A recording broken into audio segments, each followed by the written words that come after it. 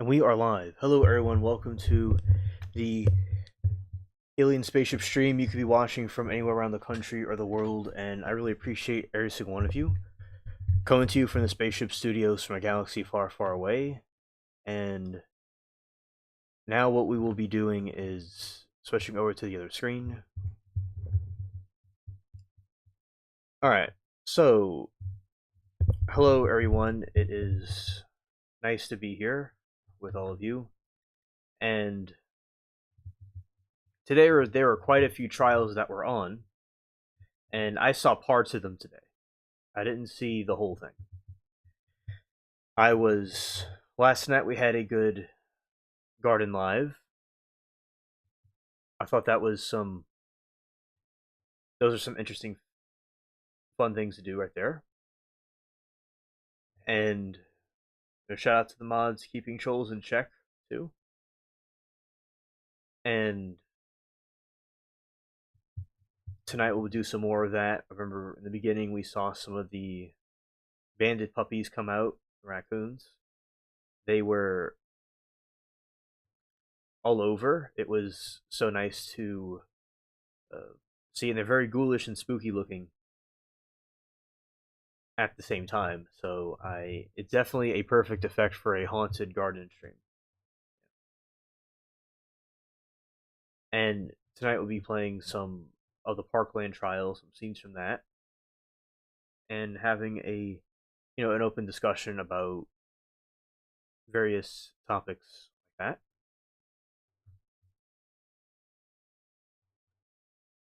Let's see here.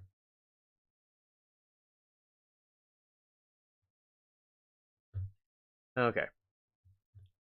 I was doing some stuff before I got on here, and I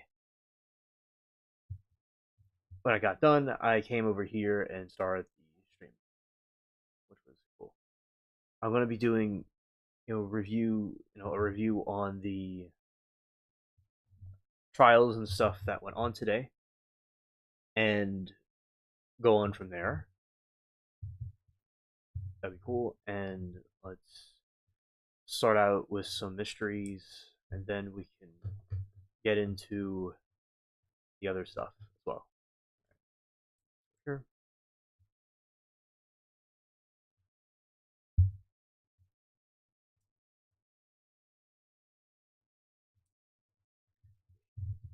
By the way, where I am, the spring seems like it's in full force. It is coming through. It has definitely warmed up since the original time that we had the weather. I'm going to be doing some stuff in the garden tomorrow as well, some straightening out some stuff in the yard, and I'll be still doing, the lives in there, but I'm going to be doing some stuff in there tomorrow during the day.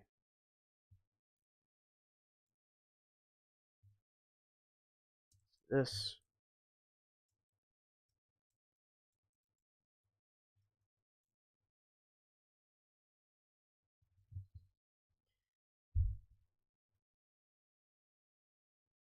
Okay, so I want to talk about some different unsolved.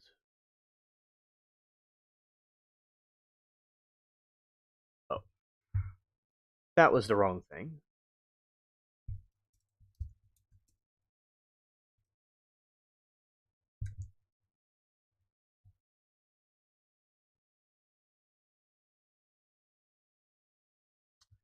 Well, I'll get this right. Let's see. At some point. Let's try this again.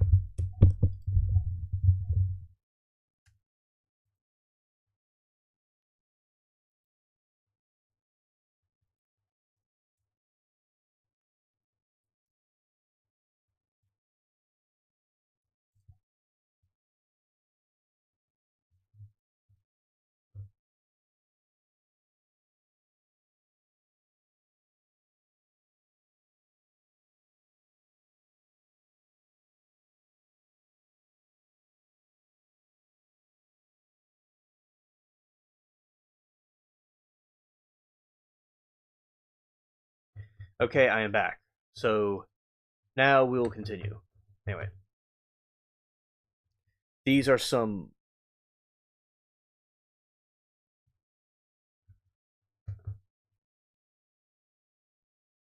That is the wrong one. It is this one. Okay. I know which one it was. Here we go.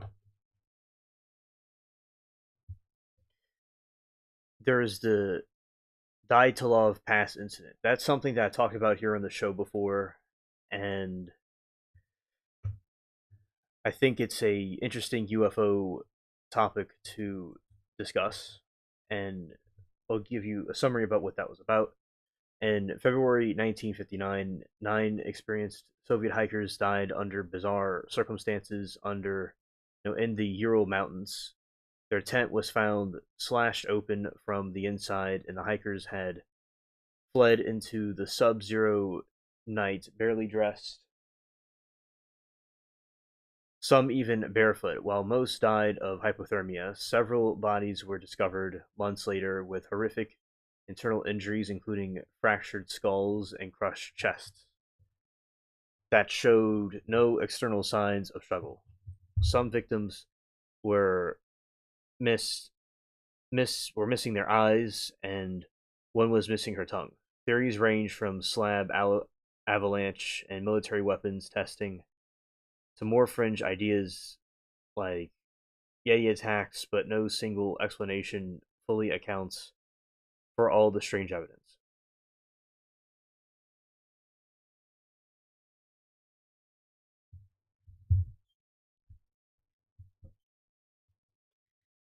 Okay, and there's the Voynich manuscript. This 15th century illustrated codex, written entirely unknown script, has resisted every attempt at decryption for hundreds of years. The book is filled with fantastical drawings of plants that don't exist, strange astrological diagrams, and scenes of nude women bathing in interconnected green pools. Every World II code breakers and modern artificial intelligence have failed to crack its language. While some believe it is advanced medieval or medical alchemical text, others argue it may be elaborate, meaningless hoax designed to be sold as mysterious volume to wealthy collectors.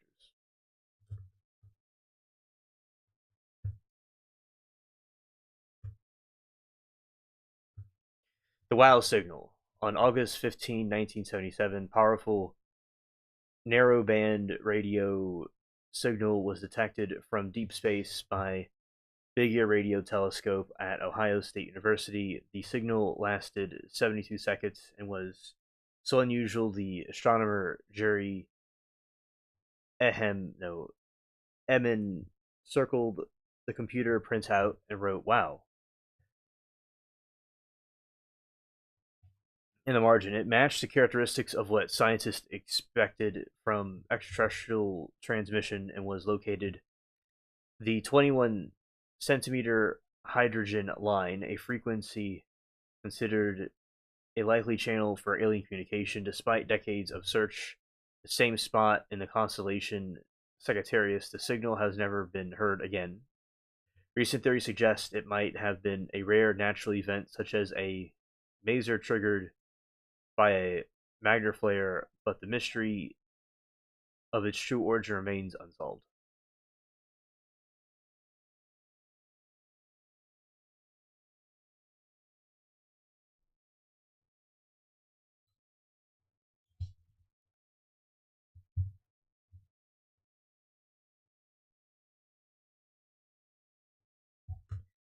Okay, and let's go to this one.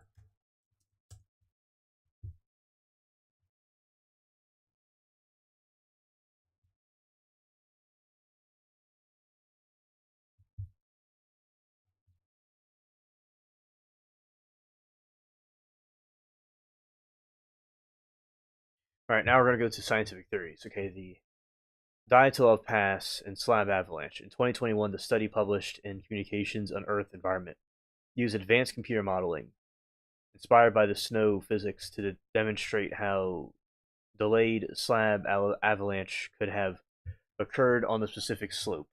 This theory suggests that the hikers' own attempt to level the ground for their tent, combined with heavy katabatic winds, despite snow, eventually caused the heavy slabs of snow to crack and slide onto them while they slept. This would explain the massive internal blunt force injuries similar to being hit by a car, without leaving the typical large scale debris of traditional avalanche. In my opinion, I think it has to do with extraterrestrials or some sort of cryptid. But that's their explanation for it.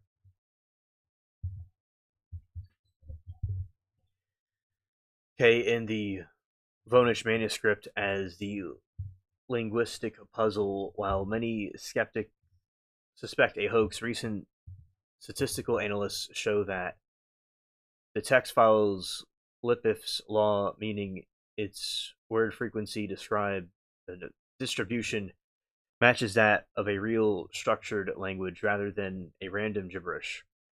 Some scholars now argue it could be lost dialect, such as the archaic from a Turkish written fontically or a highly complex shorthand system. Carbon dating has confirmed that the parchment is from early 15th century, effectively debunking the once popular theory that it was a 13th century work by Roger Bacon.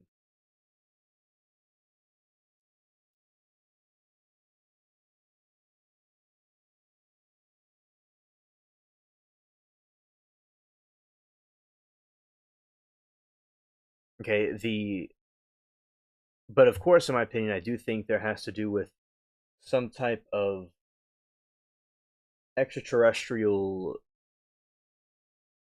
situation. That is what I think that has to do with. Hello, Lori. Good to see you. Welcome to the stream. I hope that you're having a good evening, good day, good afternoon.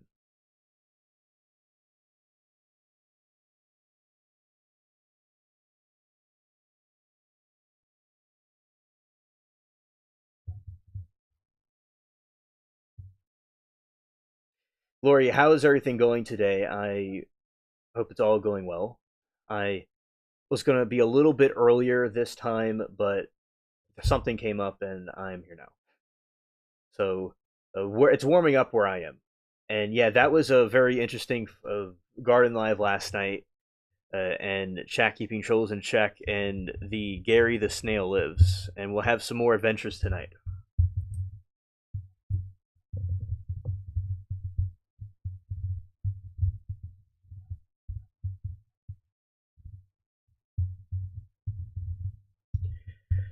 I am doing good. I didn't see a lot of trials today, but I saw parts of them. Okay, nice. You be showing facts. And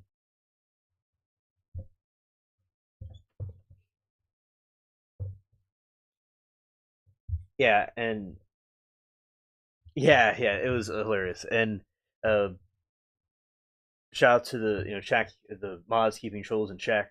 It's there's those. Oh, Eugene, good to see you, buddy. Welcome to the stream. Yeah, and Eugene has been my sidekick on many of the Garden Lives, and it's been pretty cool. Yeah, a lot of people think that they are. It's relaxing and nice, and yeah, so I do agree with that with those lives, and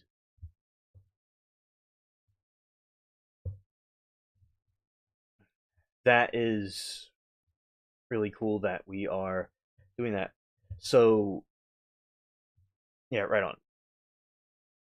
Yeah, so I'm doing good. Tomorrow. I'm gonna be doing some stuff in the yard for to clear out some stuff for some new plants. That's what I'll be doing tomorrow. But besides that, everything is going fine. I didn't see a lot of trials today, but I saw parts of them. Okay, the WoW signal interstellar masers. Recent research from the Arecibo WoW project suggests the signal may not have been an alien beacon, but rather a rare natural event called an astronomical maser flare.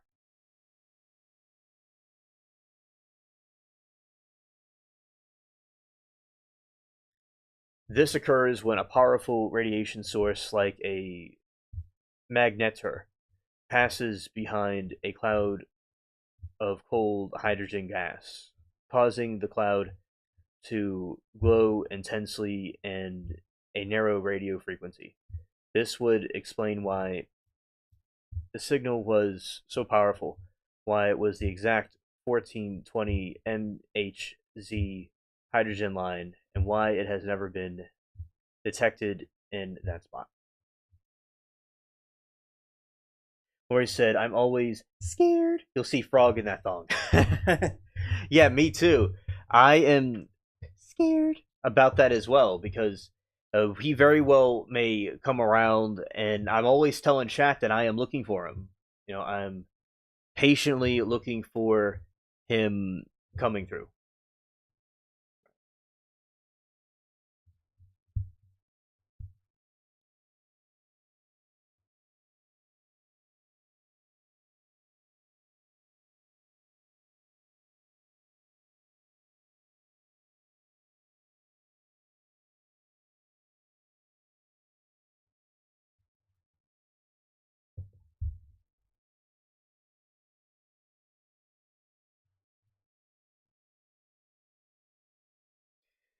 Okay, and yeah, yeah, I'm clearing my garden tomorrow, so my the stepson set up new wooden planters. Oh, that's good that you'll be setting up new wooden planters. That's a good idea.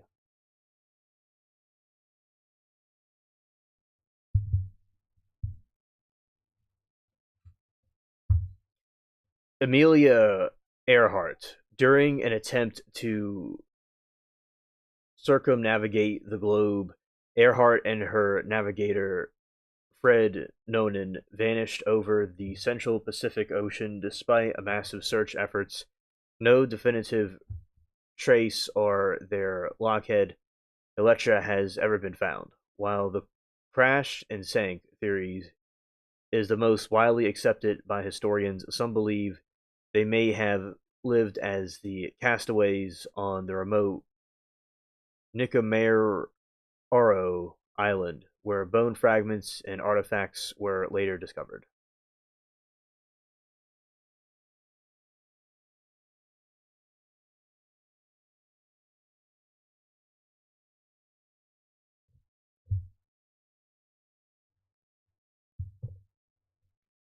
D.B. Cooper, 1971, after hijacking a Boeing 727, the collecting 2000 the 200,000 in ransom, a man known as Dan Cooper parachuted from the plane's rear stairs into the freezing rainstorm over the Pacific.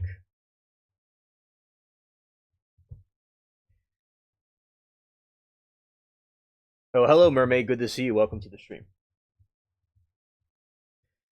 And Mermaid, I sent you the right song this time. Of whenever you're ready to check it out, I sent because I found it. Yeah. And after the hijacking, a Boeing 272 collided in a 200,000 in ransom. A man known as only Dan Cooper parachuted from the plane's rear stairs into the freezing rainstorm over the Pacific Northwest. He was never seen again, and only a small portion of the ransom money was ever recovered by a boy on Riverbank years later. The FBI officially closed the case in 2016, leaving his identity and ultimate fate a total mystery.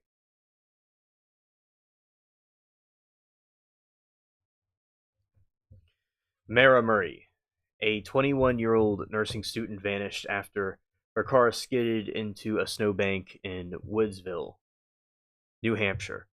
A busy driver who stopped to help reporter that she appeared uninjured, but asked him not to call the police.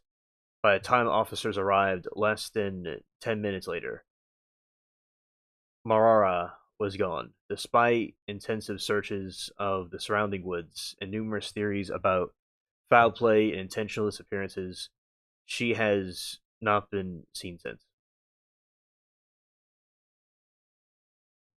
Oh, it happens over in your region? Oh, wow. It happened over there. So I'm sure it's something you've heard about a couple of times before. So yeah, it's a wild mystery, and they haven't found anything about it. So for those maybe just coming in, the DB Cooper, 1971. It was after hijacking a Boeing 727. You see, you can't hijack anything now, or it'll be very difficult because the way after 9/11, which they should have never allowed hijacking in the first place because it's bad either. Any way you look at it, hijacking is very bad. But a lot of times with hijacking, they would go and a lot of times with hijacking, they would go and take over the plane and go for ransom, or they would go want something out of it. That's kind of the stuff that they would do.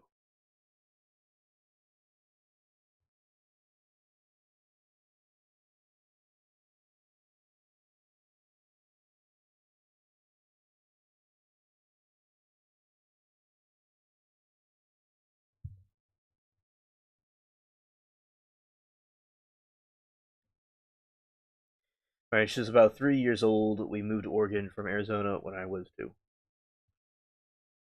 Ah, okay, okay, wow. So there is some hijacking incidences where they would go to. It was like around some Africans did it, and they wanted the airplane to fly somewhere it wasn't able to fly to, and it was in South Africa, I think. Oh, it did. It did. Yeah. So when this occurred, the a lot of times they would get ransom, but that's still really bad to put people in that kind of situation. And the 9/11 hijackings, they thought those were the same thing. They thought that they were the same thing,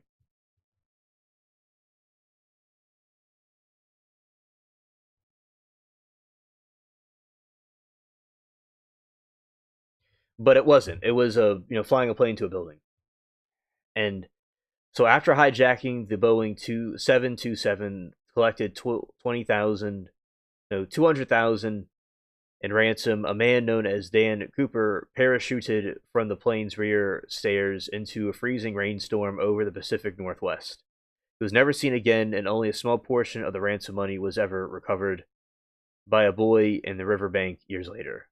FBI officials closed the case in 2016, leaving his identity an unlimited fate mystery. Let's see.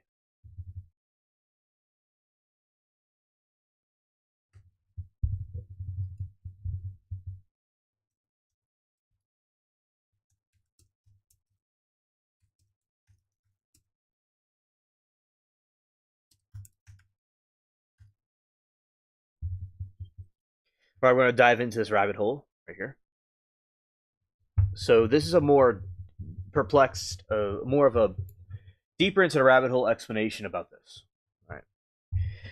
The mystery of D.B. Cooper began on November 24, 1971, when a man using the Alice, Dan Cooper, hijacked the Northwest Orient Airlines Flight 305, armed with what he claimed was a bomb and briefcase.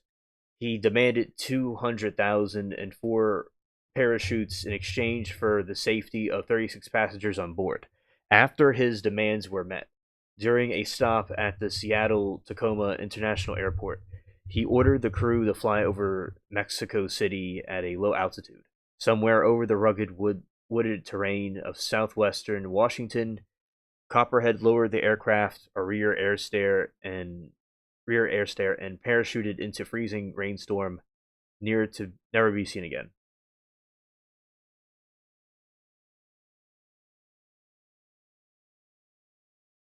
Or he said, I have an alternate view of 9/11, but that's a rabbit hole that goes like Neptune very deep. Oh yeah, Lori. No, I agree, Lori. And what I'm saying is the mainstream narrative about 9/11. Yeah, but I understand what you're saying. It makes sense. And one of the most persistent theories is that Cooper did not survive the jump. FBI investigators eventually concluded he was likely not an experienced skydiver because no professional would have jumped into a pitch. Right, exactly. Uh, One of the most persistent theories is that Cooper did not survive the jump. The FBI investigators eventually concluded he was likely not an experienced skydiver because no professional would have jumped into a pitch black night and a 200 miles per hour wind. He sounds like a daredevil. It definitely sounds like a daredevil. While wearing loafers and a trench coat. It sounds like some Looney Tunes move right there. Additionally, he chose a non steerable military parachute and used a dummy reserve chute that had been sewn shut from training purposes. A mistake a session pro would have caught. A seasoned pro, not a session pro. That you know that's silly. Uh, like you're going to have a sesh, but it's a session. So that was kind of funny what I said, but it's actually a session. Yeah, Lori, maybe Bigfoot caught him. Yeah, yeah, maybe Bigfoot caught him and held him like a baby and brought him to his Timu lair.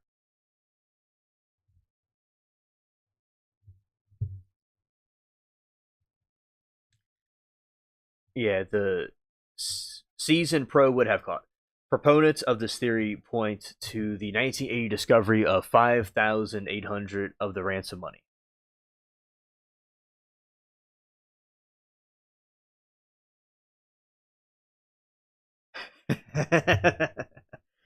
Yeah, yeah, Lori. I caught that for a second. Yeah, and there was 5,800 of the ransom money found rotting in the sand of Tena Bar along the Columbia River, as evidence that the money had possibly Cooper ended up in the water or buried by the elements shortly after the jump.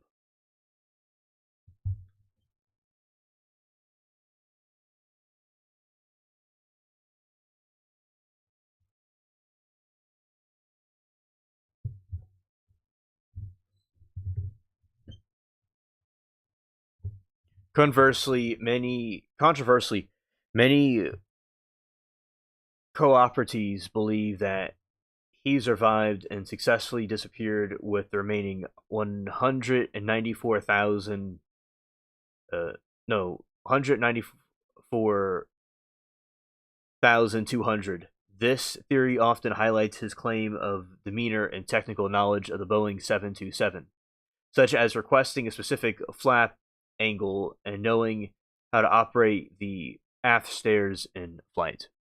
Some researchers suggest he may have had a load master or had a military background that gave him just enough knowledge to survive despite the poor conditions.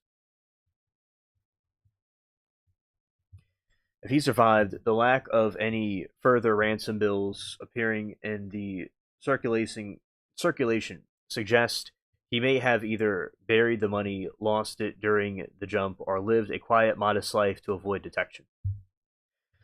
Yeah, definitely is a mystery that is up in the air. Yeah, the list of suspects has grown over 1,000 names over decades, with several prominent figures standing out. Richard McCoy Jr., often cited because he pulled off a nearly identical hijacking.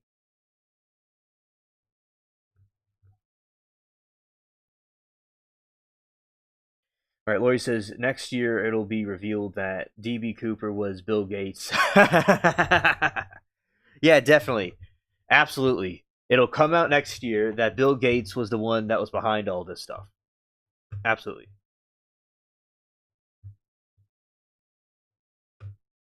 Yeah, Bill is the culprit, and he used it in for his schemes. Right. The nearly identical hijacking, only 5 months later, through the FBI, eventually ruled him out due to physical discrepancies, and a solid alibi. Another major suspect is Robert Rackstraw, a former Army paratrooper with complex criminal history whose life was the subject of intense media scrutiny until his death in 2019. Other names like Sheridan Peterson, a known smoke jumper, and Walter Recca have also been put forward by the amateur sleuths using circumstantial evidence and purported deathbed confessions.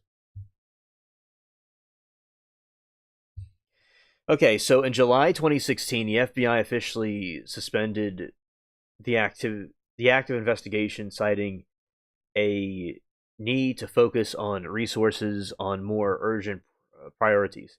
Despite reviewing thousands of leads and utilizing modern DNA testing on clip on Ty Cooper left behind, no definitive match was ever found.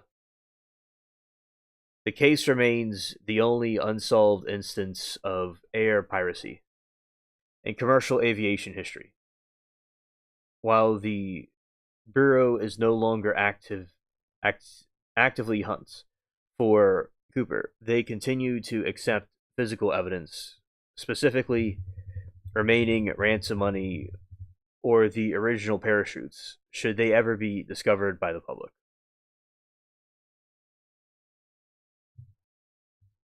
And let's go see both. Yeah. Yeah, I know. This is an interesting, mysterious case because we don't. It almost looks like he was a fool that fell into a storm and he died, but it absolutely seems certain that he may have been able to survive with the money and or at least some of the money and go off to live a normal life in the shadows somewhere.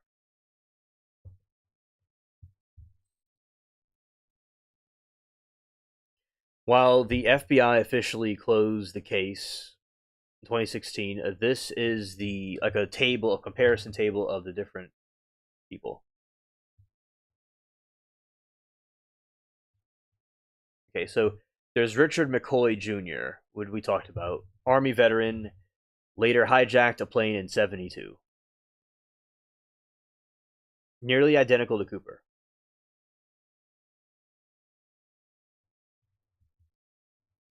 Reason why it may not be him: his eye color blue and age did not match the witness descriptions of Cooper.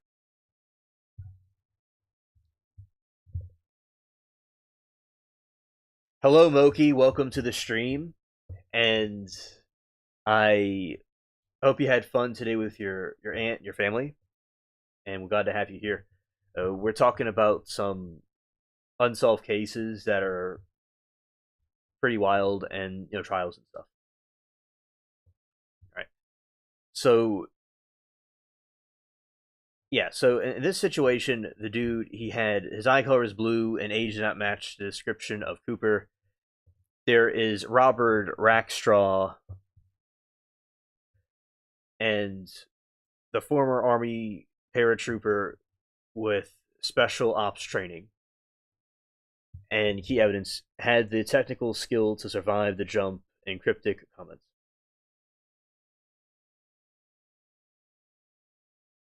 And they had the technical skill to survive the jump and make public comments.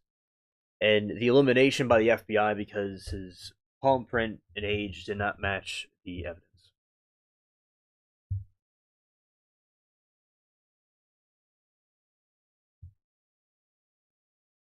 Tomorrow I have some quests to do in the garden during the daytime, by the way.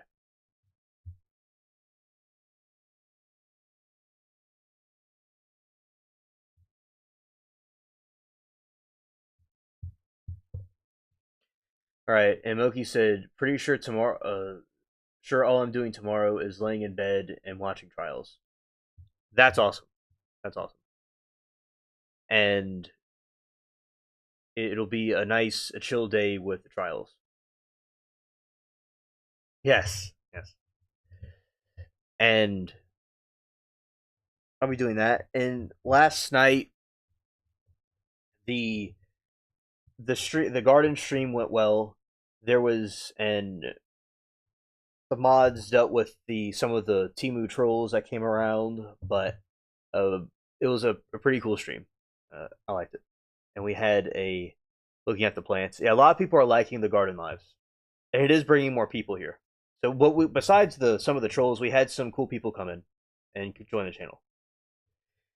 So yeah, and I am going to be planting some more plants, which is pretty cool.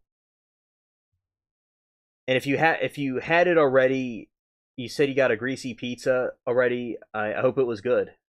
If you haven't gotten it yet, or you're mentioning that before.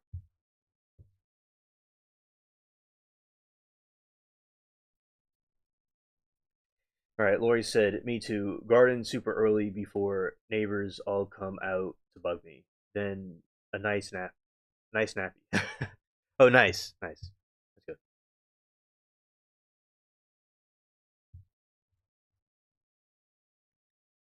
All right, and there is Sheridan Peterson, a World Two Marine and experienced smoke jumper, was a technical skydiver who worked for Boeing at the time of the heist, and no physical evidence or DNA has ever definitely linked to the crime. Right. Vice Peterson, titanium research engineer at Crucible Steel. Tide particles matched the rare metals used specific plants. He traveled to Boeing often. Purely circumstantial. He was never officially charged or accused by authorities. All right. Dwayne Weber, World II veteran with criminal past, reportedly gave the deathbed confession to his wife, I am Dan Cooper. DNA testing did not match in 2001 that it was him. Right. Made a sloppy Joe last night. Tonight it's sloppy Joe nachos. Oh, that's very good, Lori. That's very delicious. And soon with the garden, I'm going to be putting some more plants in pots, and I'm going to be putting the soil and the you know more soil in pots and getting that done. For those coming in, this we're talking about the mystery of DB Cooper, and so for those coming in, let's see. Moki says, I've been doing laundry, taking out trash cans, doing dishes, so I don't have to do anything tomorrow. Oh, that's cool. That's cool. I'm glad that you are having that. Now, if there's a bunch of cats in the garden tomorrow, I won't be able to be doing that. But yeah, so it's good, Moki, of planning ahead and doing all that stuff so you don't have to do anything tomorrow. Nice. Nice. Tomorrow, the Hawaii trial, there's going to be the victim is going to be uh, taking the stand, apparently. And their trials last for about 2 hours or something. Maybe tomorrow will last longer.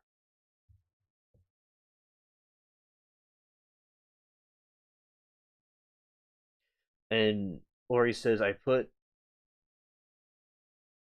a little barbecue sauce and little Melda's black truffle hot sauce and sloppy joes in it. So yummy. Oh, the other day I was talking to Sunny and some of the other friends about truffles and what truffles are, which I know about what truffles are. I've had them before and how they find them. And yeah, so the truffles are what pigs find and type of fungus, and it tastes like walnuts. So they're very good.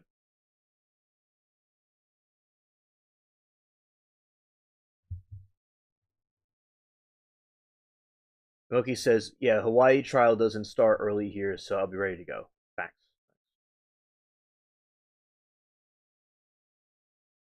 And Moki says, "Good old Cooper. I saw some program where they thought they had found him and went and confronted the guy. He wasn't too happy." Oh, really? Really? Uh, That is mysterious. This almost reminds you of the Zodiac killer because they think it's a dude that worked at a hardware store, but the guy died before they could try to prosecute him. But yeah, that is this case. Although it's a completely different situation, that reminds me of that.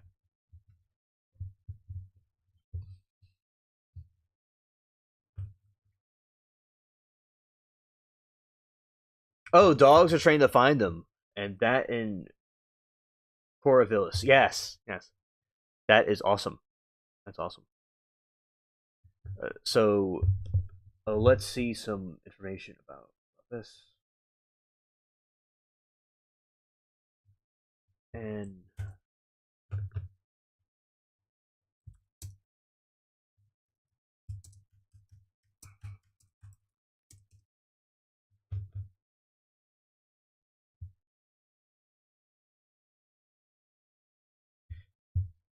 okay, and oh, that's where you went to school at Oregon State. Oh, okay, okay. So did you see the dogs find truffles, or it was something that was at the local shops? You know, that's a pretty cool thing that they had that there.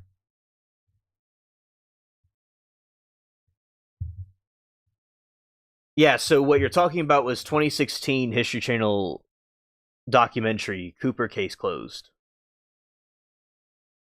Poor Valis. You know, see, I'm glad that you helped the pronunciation because I'm thinking it looks something like Corona, but it's not. It's Corvallis. You met a dog that does it. That's so cool. That's so cool.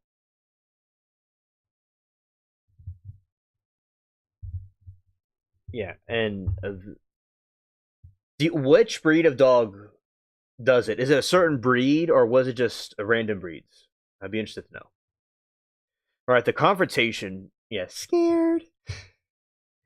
The confrontation. Colbert and his team tracked Rackstraw to his boat in San Diego. They directly accused him of being Cooper and offered him a significant payout if he would sign over his story rights, which he refused. The suspect, Robert Racksaw, he was highly decorated Vietnam veteran with extensive training in explosives and parachuting. His 70s Army ID photo bore striking resemblance to FBI's composite sketch.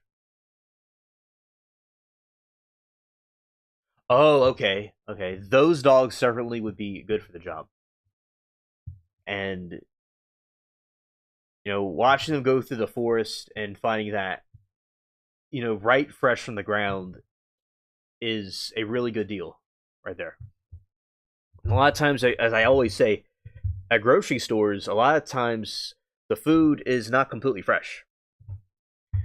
As I will say this to the cows come home, is that broccoli from a garden is so green looking and it tastes a million times different than the regular broccoli from the grocery store. It just is crazy to me. It's just how different they taste.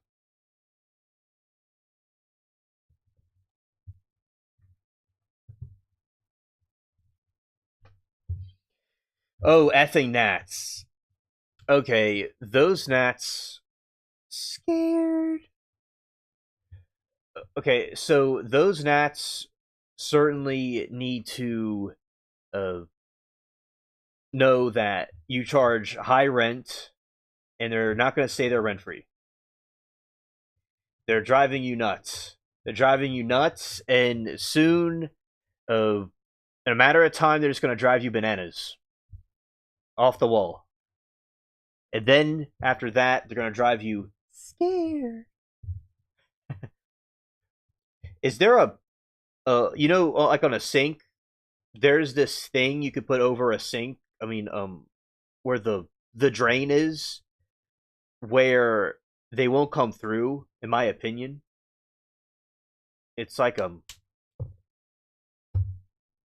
foil looking thing, and you just kind of like put it over the drain of where the water goes. So It filters out so the water could go through it, but the other bugs can't get through it. Of the metal thing. If that makes any sense. Right, Lori. Right. And but yeah, sorry that you have to deal with those, and it's the struggles of spring. Right. Yeah, I did work with houses with my grandpa, with houses he had. I've dealt with different tenants and stuff before, and we have our own stuff here that we have to do with. So I used to always do this thing where like a tenant had a problem with something, I go and like research what to do. And one time the dude had a problem with caterpillars, on his wall, and I told him how to get rid of them. I remember when there's a banded puppy in the attic somewhere, and we had to trap it, and I went right up to the attic to go and look for it. A couple of times we did that, and my grandpa's cousin had this friend of his go into the attic, and the dude was scared probably or something, and he was like, he looked in the attic for a second, and he said it was too hot, and he went home. So I just went in there and let's see what's going on. There's nothing there. Yeah. So the gnats coming out the drain is extremely cringe. Something around here, for some reason, we don't, we have gnats, but not at the moment like what you have, because sometimes the cats will get them. Moki, they do appear sometimes in the cat room. They do. I've seen them before. So I have a gnat season 2 at some point. It's not, but not coming up from the drain though. So far.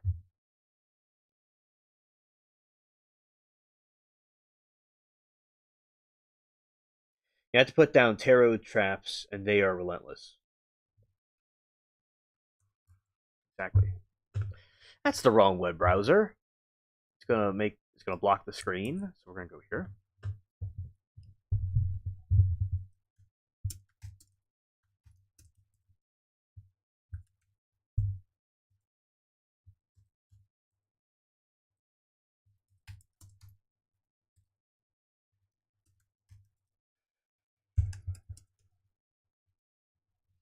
All right, so we had a bat in our house. Whoa! Scare. We had a bat in our house when I was a kid. Very exciting. Oh, that sounds like a really exciting thing, dude, to do.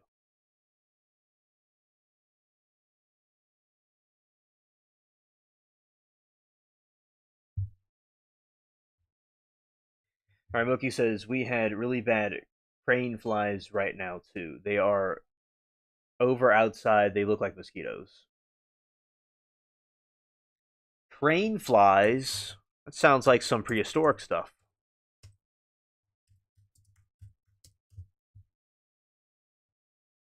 Yeah, I have crane flies. I see them on the Garden Lives. Apparently, they catch these smaller mosquitoes. Oh, good, not in your house. Good.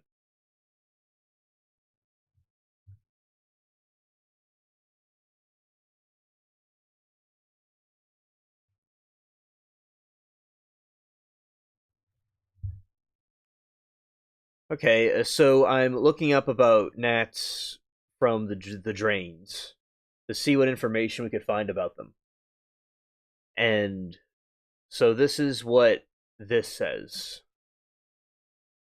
The drain flies from emerging. You must eliminate the biofilm, a slimy layer of organic matter inside the pipes where they breed. Simply killing the flying adults is a temporary fix, and they must target the larva eggs residing in the sludge. Let's see. Determine which drains are infested by placing a clear packing trap, sticky side down, or a clear plastic cup coated with vegetable oil over the drain overnight. So that's like a gnat trap. If gnats are stuck in the surface in the morning, you have found the breeding site. I love watching bats catch bugs just after dark here in the summer. Oh yes, I like watching bats too, and they do come out right in darkness. Deep clean in the drain is the so there's like a see because there might be something inside somewhere in the pipe itself, and there might be some sort of a metal pipe brush that be able to get them. Yeah, with one drop of dish soap, I heard too. Yes, and a long handled drain brush physically scrub the interior walls of the pipe far down as possible. Boiling water. Pour a large pot of boiling water down the drain slowly to kill the larva and loosen debris. Metal. So only use boiling water for metal pipes as it could damage PVC pipes. All right, there's natural homemade remedies. Baking soda and vinegar. Pour a half a cup of baking. This is the same thing. Like so, this is just a natural remedy. Is the pour a half a cup of baking soda followed by 1 cup of white vinegar down the drain. Let it fizz for 15 to 30 minutes, and we'll flush it down with boiling water.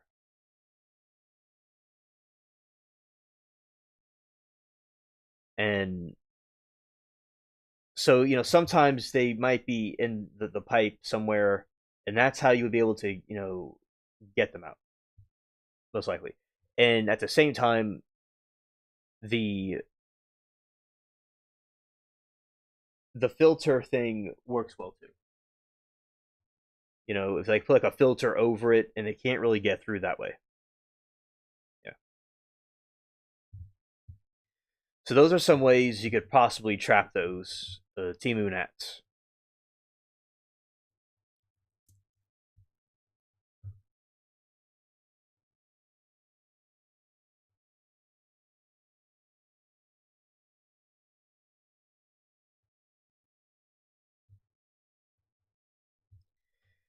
All right.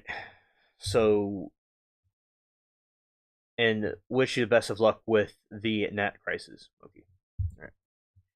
Codes. The Calvert's team claimed to have discovered a hidden codes, and so this is a back to the DB case.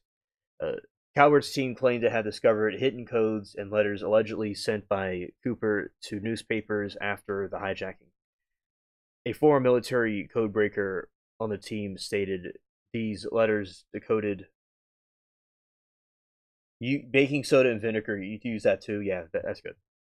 With caterpillar crises, using neem oil and soap and water works. One time on my pepper plants, there was lots of soap. There was lots of weird gnats on them all over covering the plant, and I got some soap and water, and the the plant was okay, and I killed all the weird bugs.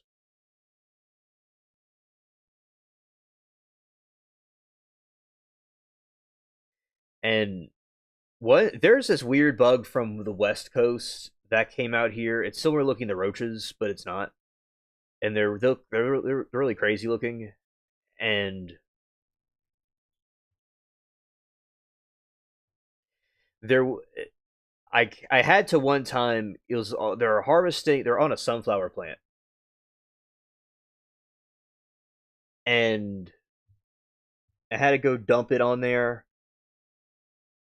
And they some of them attacked me, but I was able to get rid of those weird bugs off the sunflower plant. Well, it was already a dead sunflower plant, but I still got it off. Being the Cooper to meet women, he officially denied the claim. Scared. Denied the claims to Colbert and media. His lawyer maintains that his investigators were driving him crazy with their constant harassment. Yeah, I don't know why someone would try to claim to be someone like that and they're not really them. I think that would be not the best idea. Yeah, scared.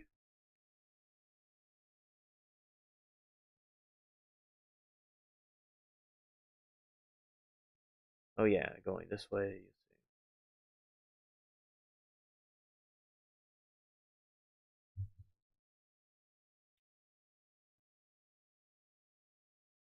Let's see about evidence about this dude.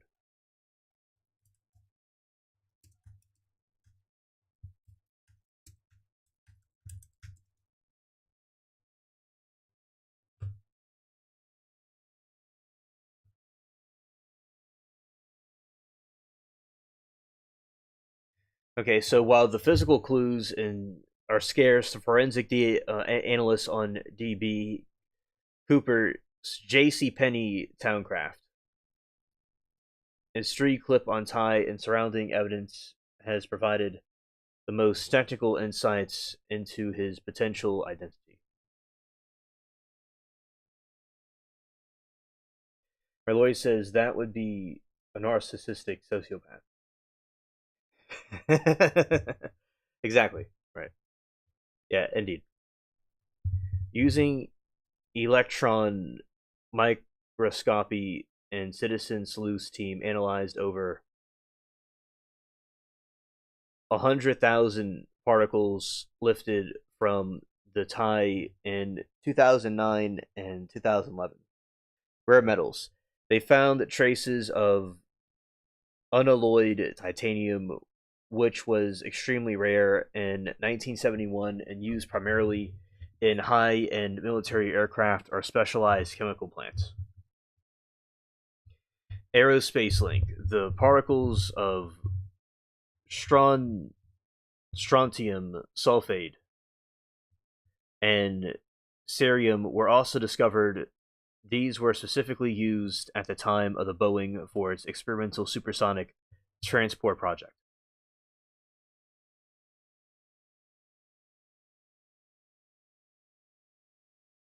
Lori said, of course, it was J.C. Penney's in the 70s.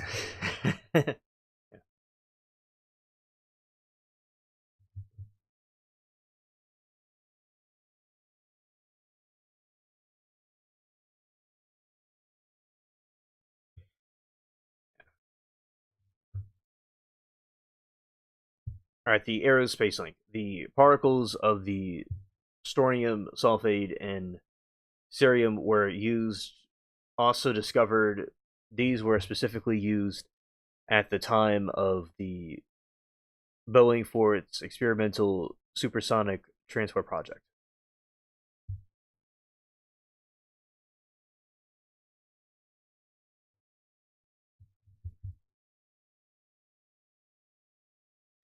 All right. Lori says, for us in the 70s, it was Kmart.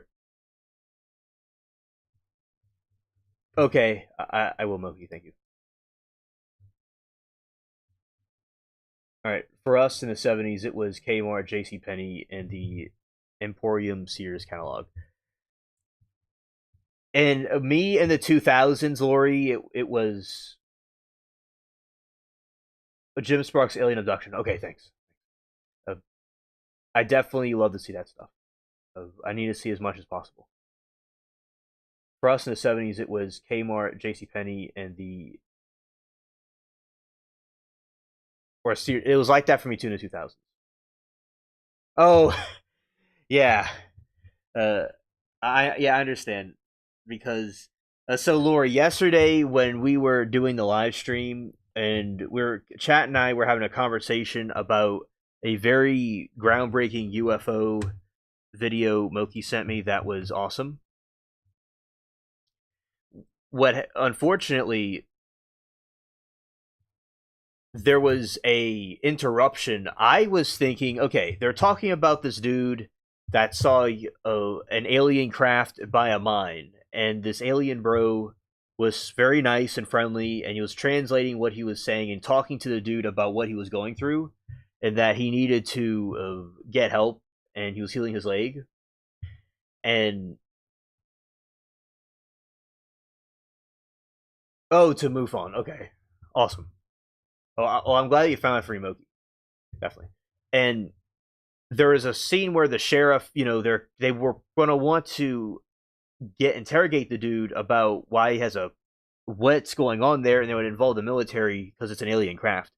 So there is tension about trying to get this dude, this alien dude back in space to go to the Ebian planet, Serpo. So with the planet behind me. Unfortunately, what happened was, Mermaid was saying, "Oh no," and Moki said, "Oh no," and I'm like, "Well, it's not that bad. The guy didn't go to prison." I'm like, "Wait a minute." Oh yes, Moki, excellent, excellent. And so what happened, Lori? I was like, "Wait a minute, something else happened." So I looked, and the stream was suspended for playing copyright content. And YouTube sent me an email about it, and I had to take it off the screen, and we had to wait for a minute or two, and I came back on. So that's what happened yesterday, and it was cringe, but I did not mind playing that for chat, and the links that Moki sends are amazing.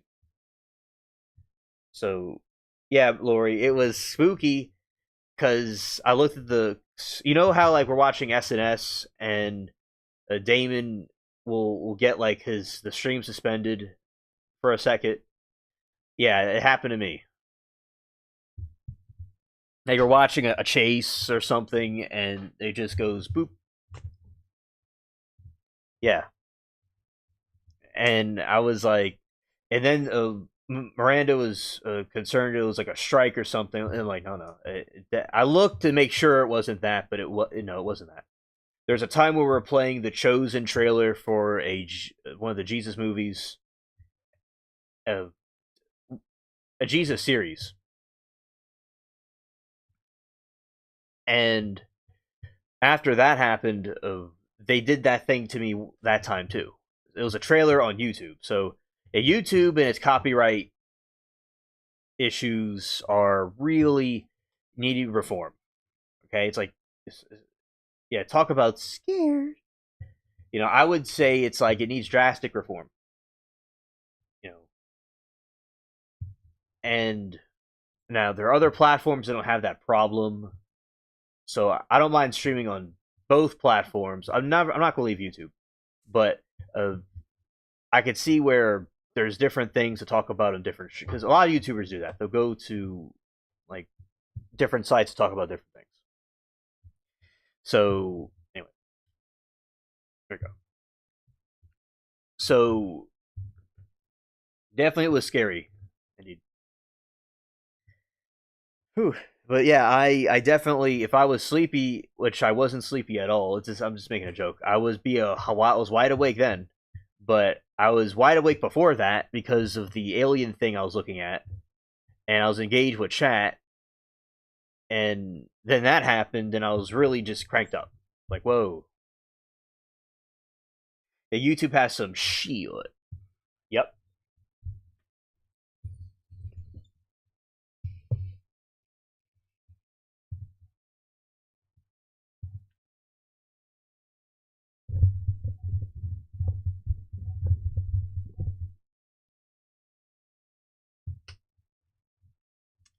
All right. DNA testing has been both a source of hope and frustration for investigators.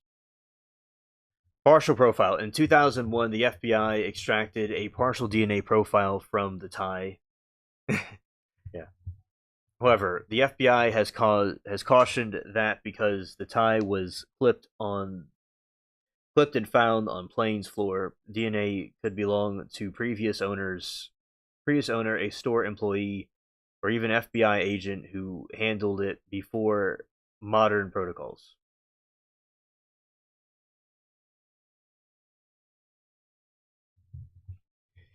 Metagenomic testing.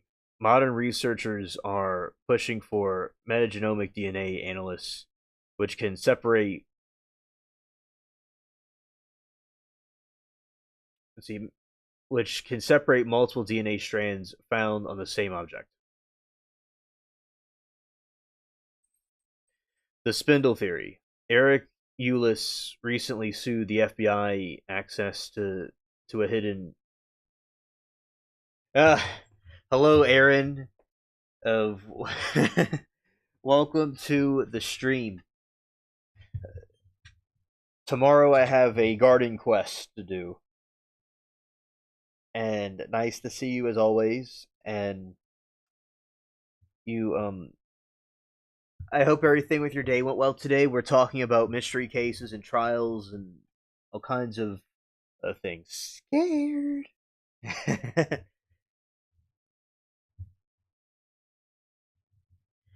Metagenomic testing.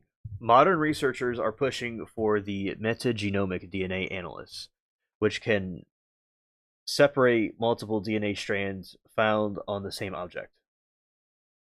The spindle theory, Eric Eulis recently sued the FBI for access to a hidden metal spindle inside the tie's knot. Nice. Nice. He believed Cooper's skin cells would be trapped and protected within its grooves, potentially offering a clean DNA sample that hasn't been contaminated by decades of handling.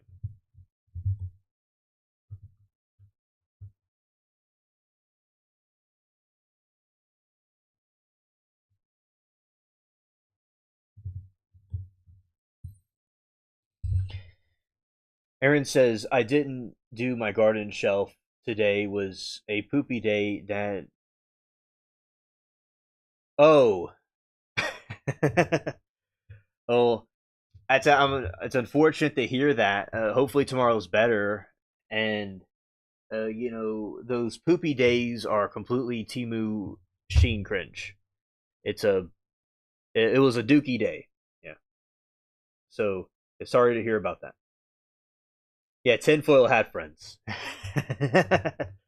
Tinfoil hat gang. Yeah, is everything okay, Aaron, with that? Of As Moki is requesting to know as well. I'm curious too.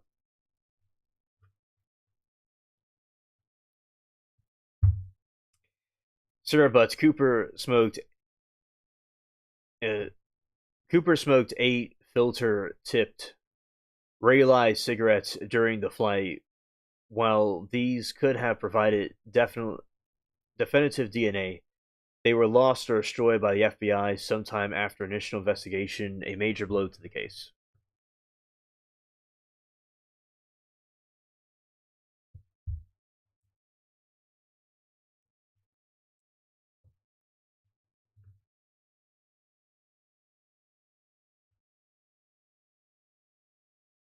Chat. They're talking about Rayleigh cigarettes, and I'm like, I didn't know what that was, but I assumed it was a brand from a long time ago. Um, let's go here. Um, I'm not saying that's not the word I want to use. It's you see right here. Okay, this is Rayleigh cigarettes. Because I'm thinking about Rayleigh the light, but that's a fancy cigarette box. I don't smoke anything in this point in time, but interesting to see how these different packs were like.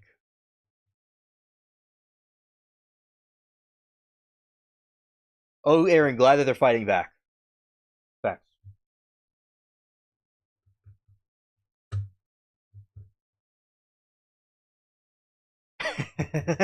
Yes, yes, it's me right there. Yeah,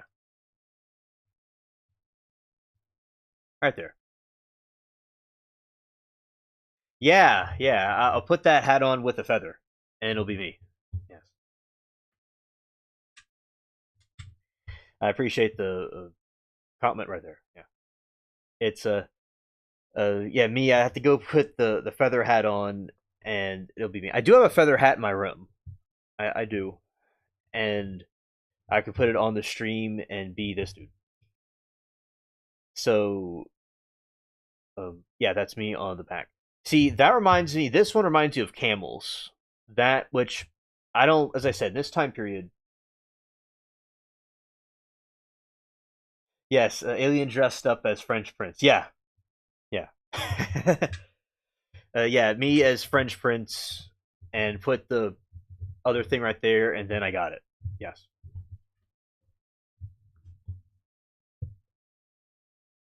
and yeah, Aaron Elmayo, and I know the funny. Yeah. See, she is professional victim, but she's good at something. She's nutty.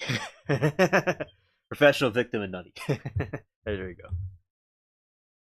Oh, thank you, thank you. Yeah, he reminds me of Sir Francis Drake. He was a pirate, and I look like that guy too.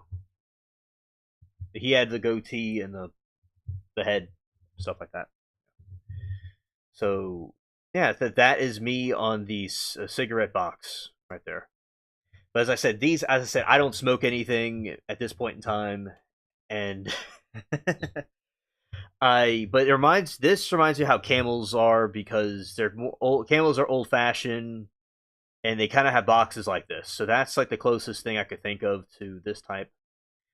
Camels are known to be expensive, but in my opinion, I don't recommend anybody smoking anything. That's not good, and I don't smoke anything at this time period. But those are, I'd say, were very natural, and it's not natural, but it's like not good for you. But it tastes less chemically. Those, um, the Barlows are more chemical tasting. But yeah, so anyway, that's what that is Alien right there on the cover. I'll show you more close up. Oh, now you gotta smoke. Yeah, so the camels, but the Barlows, they are the kind where some of them like there's these they don't sell them anymore because the other administration took them out, but there's these like a menthol types, and they would it's like it is a good taste to it, but it's real chemically tasting, you know. And the other ones were the other Marlboros. They're more it's like, you know, quote unquote good, but it has like a chemical taste to it. Those types, like this Sir Walter Alien types, those are more natural and like the Turkish kind is the way it looks. All right, so looking at that right there, this is a website from 1993.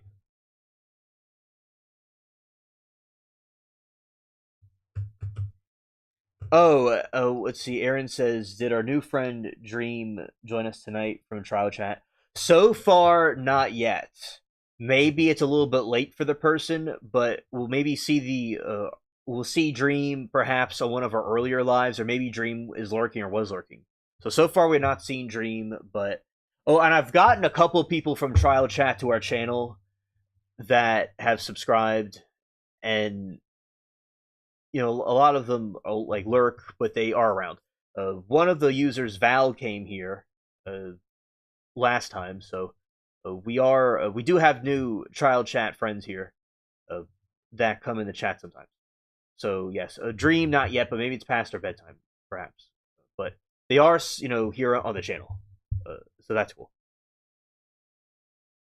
Yeah, because I will do earlier lives. I will certainly be doing that. So yeah, the and by the way, Aaron, last night I did a garden live. Yeah, shout out to lurkers.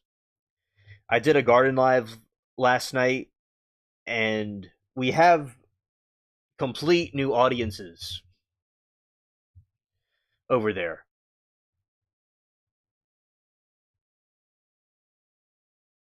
Yes, yes, and and by the way, Aaron, there's a new Abby you haven't met yet. She came from the garden live, and she's very cool. So we have Abby 2. There's Abby 1 and Abby 2. Yeah, she's really cool, and her and oh, you saw it for a second. Nice, nice. That's so cool. So you saw, you know what I'm talking about. You saw it in the chat. So I figure a lot of you do see them or see it for a second. And well, thanks for dropping by. We appreciate it. And yeah, a lot of y'all like will see it for a second or be there lurking. So I know y'all are lurking or see it for a moment. That was my theory, but I couldn't confirm for sure. Right. And yeah, so it was a cool stream last night. There's some getting rid of some of the trolls, but besides that, we got some new people, and it is growing cool. You were there in sleepy spirit. Facts. Facts. And we'll be back out tonight. I don't know. For some reason, chat and Lori would like this analogy. It reminds you of like going out to sea and going back from the sea later on. It's like going on a fishing or going out to the sea and coming back in. And right, I'm going to be back for one moment. We'll be right back in a moment.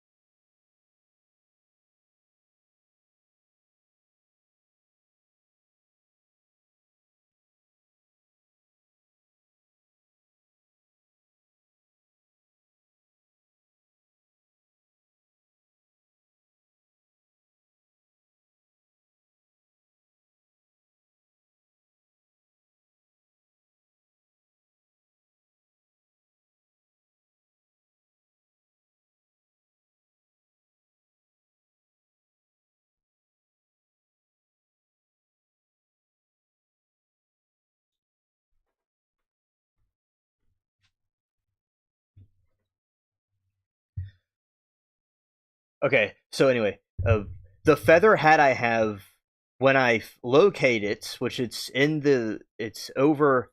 It's been a while since I've worn it, but when I get that, I'm going to go on here and wear it and show you all this. Anyway, so okay, let's see.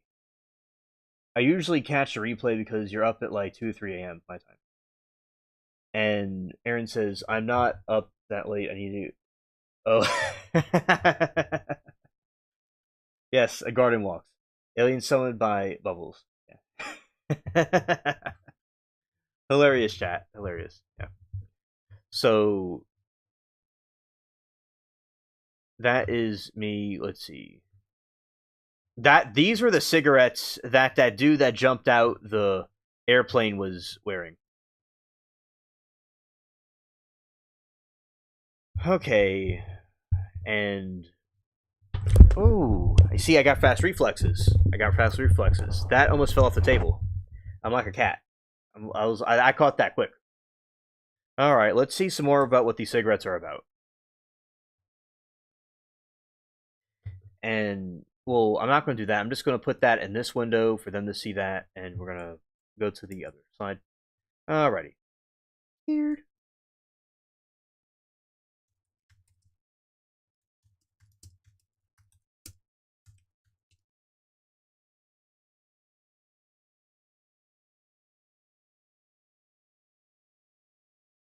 Okay, so yeah, we are uh, a funny bunch here, and the amusement park of the spaceship land streams.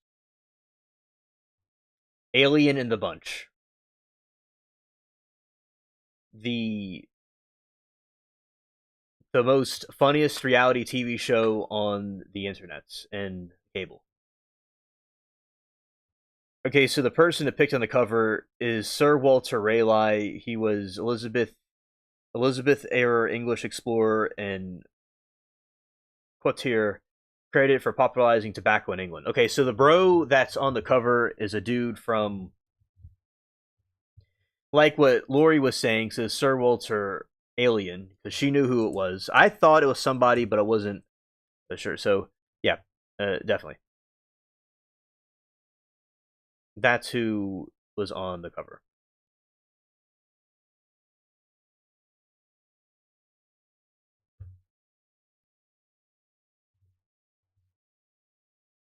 And yeah, he popularized tobacco.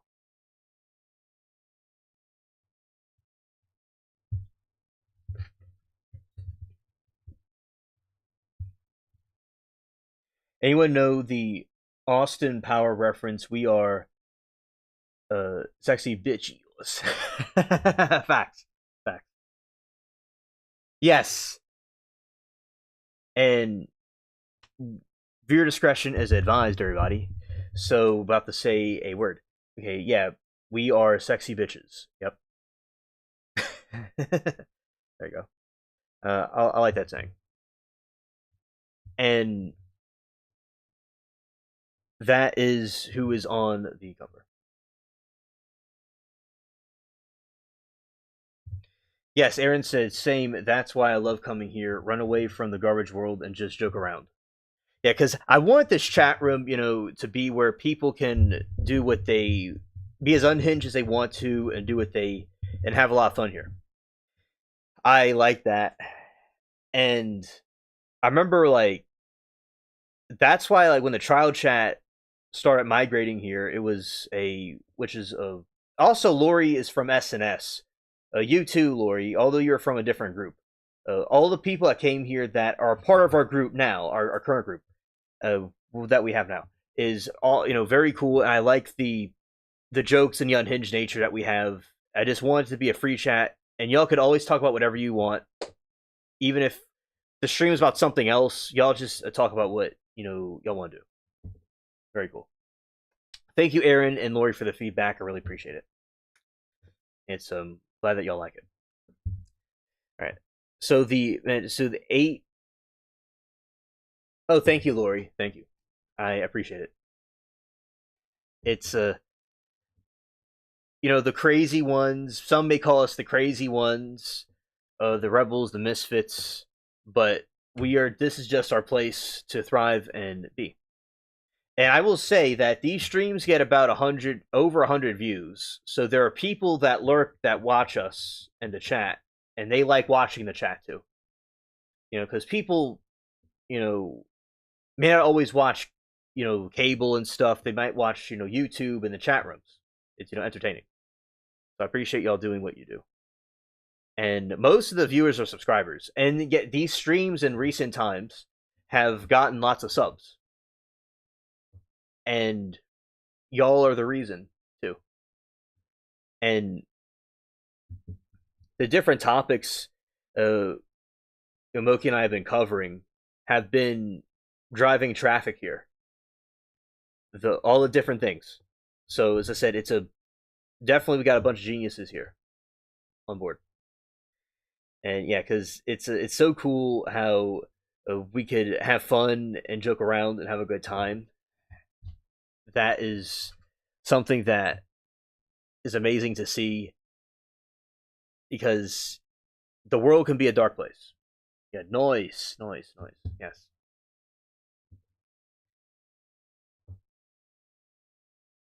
Okay, the Rayleigh cigarettes typically refer to the famous pieces of physical evidence of the DB Cooper hijacking case. After Cooper parachuted from the plane in 1971, FBI agents recovered 8 Rayleigh filter-tipped cigarette butts from the armrest ashtray of his seat.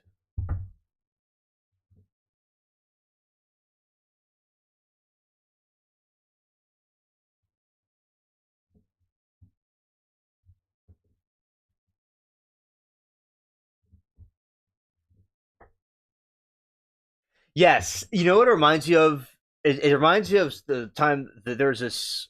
I would help out in the summer camps, and there would be the summer school like that would be there too.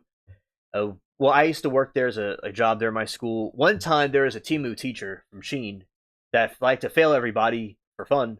So that was one time I failed because it was a Timu Sheen teacher, and her, but Lori is a cool teacher. The Lori in the chat is a cool teacher right there, right? She's not like the Timu Sheen one that I had. So that one that happened, it was just like this chat. It was I think we were playing the kickball in the hallway. It was pretty funny.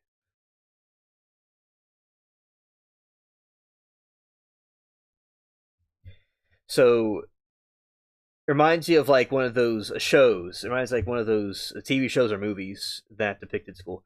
So if schools would be like that in real life, that would be awesome. And I think that the schools can evolve over time and become educate people in different ways because the system, the way they do it now, may not be 100% the way it should be. Because I think the system is outdated, it needs to be upgraded. I do bring what humor and real life applications that I can keep the kids help teach. Yes.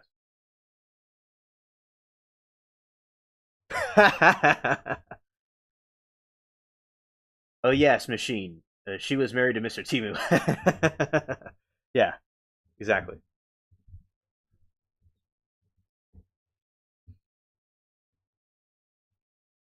And yeah, she kept her maiden name. Right.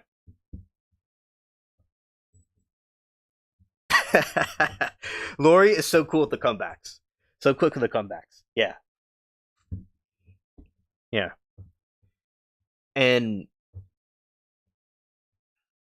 it's definitely because when you have a Timu teacher that a Miss Sheen that marries Mr. Timu, it's you're gonna have what a family picture. So yeah, that's what happened, and I was well liked then, and I'm well liked now. But the same thing, you have some people that are trolls back then and trolls on YouTube now. So it's just the same thing that happened me there happened here. Like the birthday, when I was there was these extravagant birthday celebrations I'd have, and I have them on YouTube now with my peeps.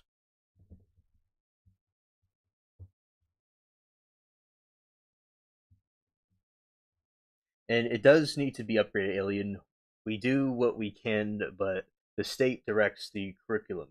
Oh yeah, the state needs to be briefed on these things because it you would make public school. Imagine if you would make the the state run schools so appealing that nobody would even go to the private schools anymore. They could outcompete them. And with the state curriculum, that would be the greatest way they could do that. So hopefully at one point they could evolve and adapt.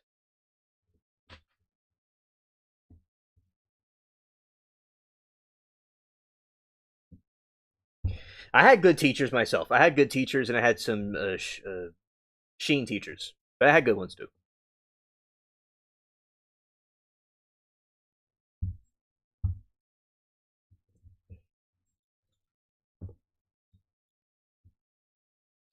And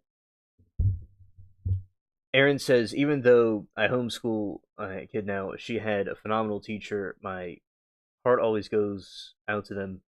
The best ones have their hands tied. Oh yeah, yeah. The best ones do have their hands tied, and that is completely true. They have a lot on their plate and lots to juggle with, definitely. And that's good, Aaron. That you can see that there are good ones. That they admire that the good ones in those systems. But although the system you have is best for your kid now.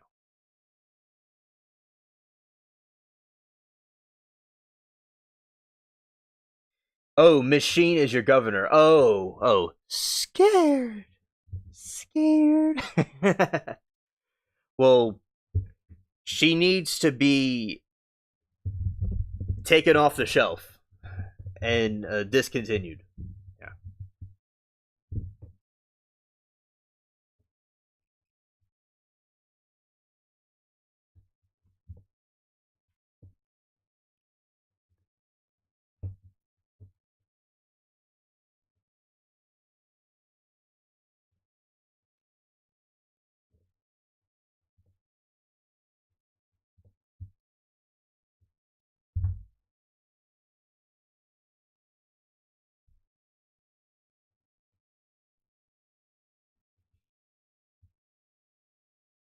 Everybody is new adventure is a new adventure. Every day is a new adventure, but we are.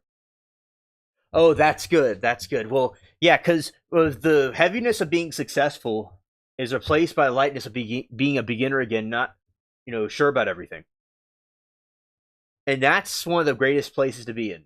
You know. That's what it was like for the live streams. It was like the heaviness of being successful is replaced by being a beginner again. So that's good to hear, Aaron. That's awesome.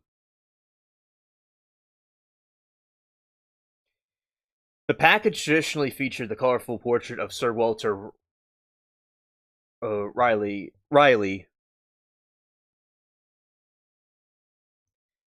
often showing him in period of attire. Some versions, often brands tobacco tins, even depicted him smoking a long pipe. And let's see this.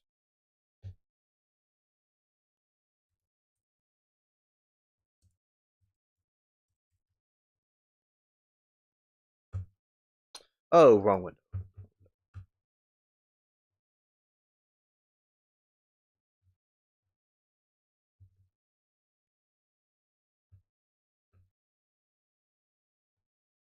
Okay, yeah. All right. So yeah, that is some pretty cool facts about that. I That is what we were learning about from this case that we're studying, this mystery.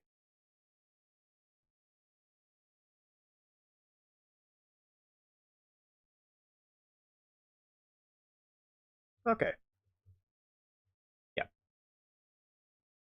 Because I think that the concept of homeschooling would be good, especially with all the crazy things going on with schools these days. Because I don't think they always some of the things that they teach now, I think need reform. And it's good, when you homeschool, you have complete control over what is being taught and what is being done. Another way of doing things abstractly. Noise.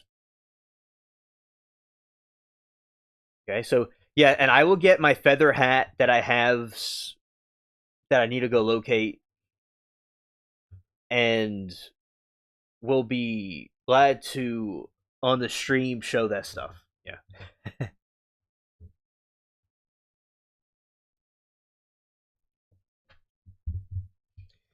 Okay, and see more about this case right here.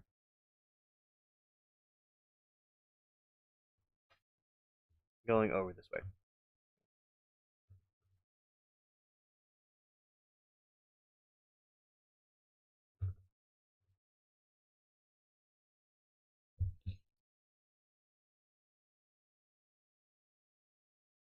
Okay, Aaron. Thank you for coming. I enjoyed your time here with us. Take care. Shout out to Aaron. Okay. So the fingerprints through the 66 unidentified fingerprints were found on the plane. None of them have ever matched any known suspect or been linked definitively to the hijacker.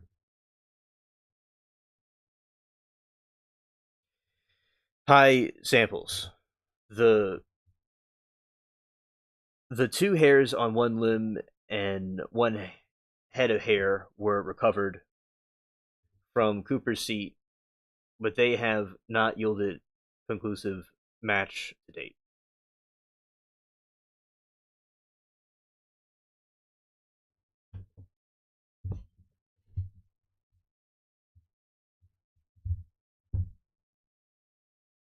Yeah, see you in a bit, Aaron. Okay, Lori says, what makes me mad and sick is when we hear about teacher or educational assistant doing inappropriate things with kids. I just can't believe it, but it happens.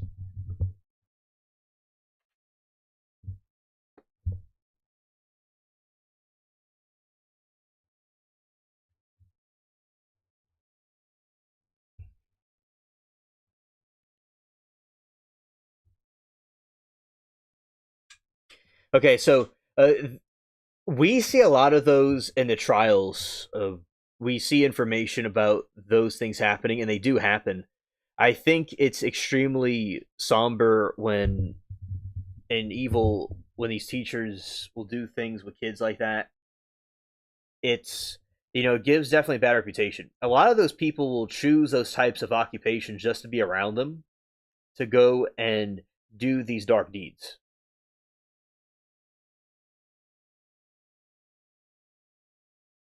Oh yeah, and that's why I think it's good for teachers to do that, to be as good as possible, and the bad ones need to be locked up, and they need to definitely do screening on them before they show up. Okay, Moki has question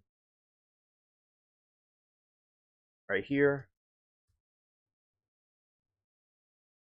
Why they have so many meteors? I've been seeing them in the garden lately.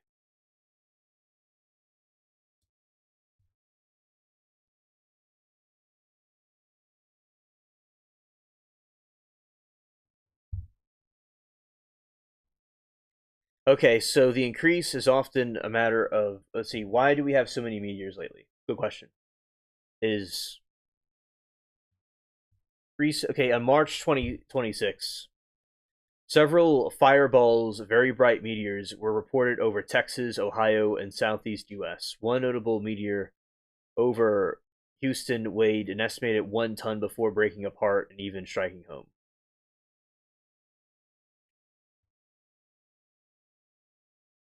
And they saw them too early in the AM in southeast US.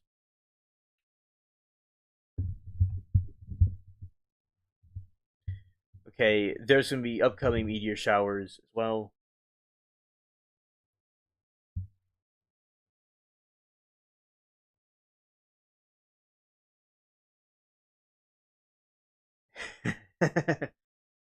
Seven over the U.S. over Pennsylvania made it Bigfoot. Okay, let's see what this says.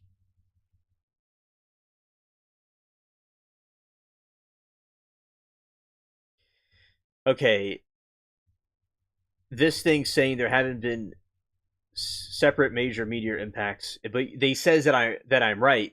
There have been several highly visible events across the U.S., including past week, including massive ones rattled at Pennsylvania. Okay, let's see this.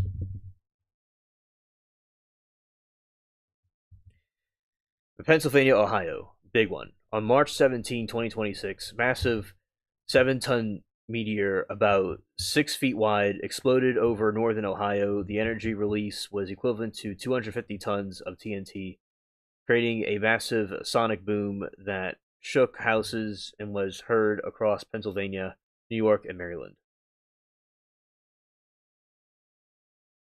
Okay, Moki, yeah, send me the videos. Facts. The Texas impact on March 21, 2026, a 1 ton meteor broke apart over Houston. At least one piece reportedly crashed through the roof of a home in Cypress Station area. California fireball on March 22, 2026. A third major fireball was seen over California, Arizona, and Nevada, specifically lightning near the sky in Sacramento. The Bigfoot connection. There is no reports of sightings in Pennsylvania. Following the Pennsylvania boom, social media has been flooded with jokes and sightings that the Bigfoots left the area because new meteor was coming. All right, so we're gonna switch over to the other screen, and let's go this way, and let's put some links here. Shout out to the spaceship cats.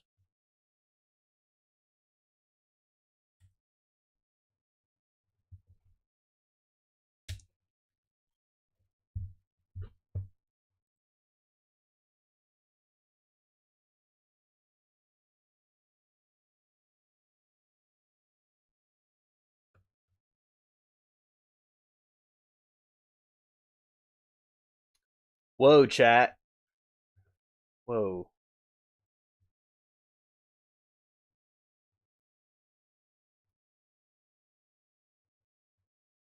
Okay, we're going to do something right here real quick.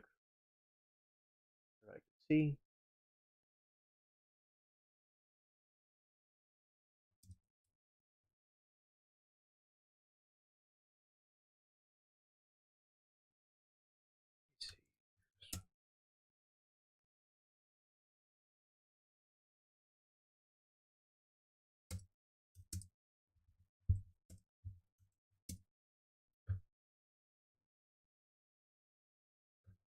All right. Okay, chat. So this is a captured over California. Let's just get this other one.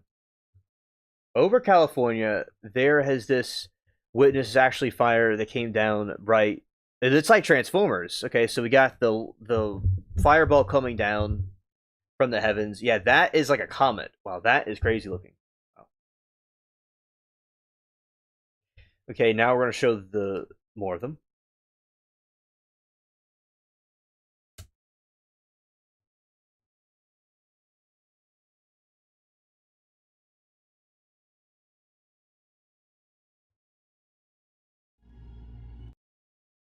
Okay. Oh, well, look at that! Wow. Well, that's wild.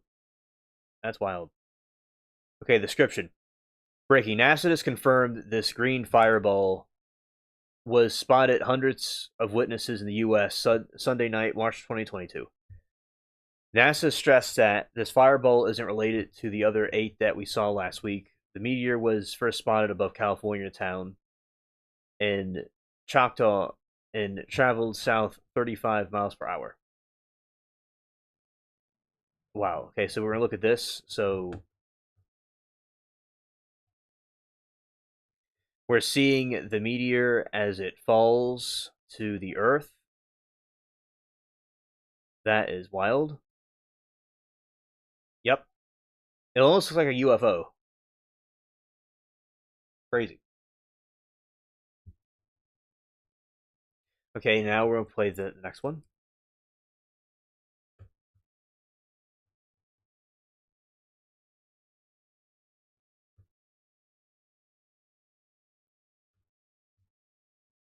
Okay, that's it dashing across the sky, and sort of kind of the Transformer movie depicts it, and it goes out. And this way, see, that's a still picture of it. And Moki, amen. I believe it. I believe it. And that's a police cam.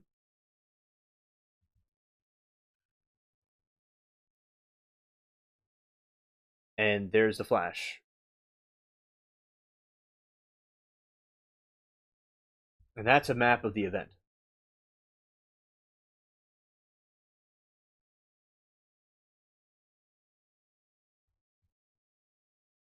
Okay, and now we're going this way.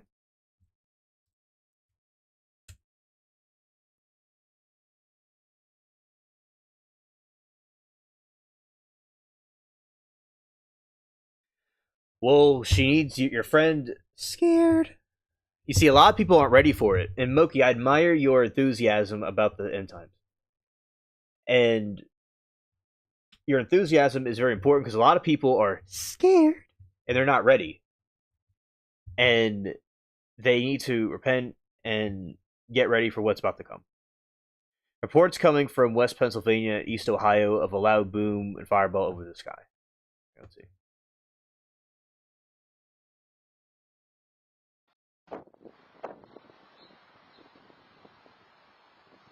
That's in broad daylight too. That's wild. That's wild. Broad daylight.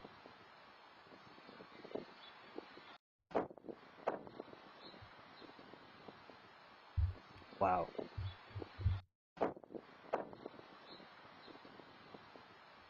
Okay, and this one.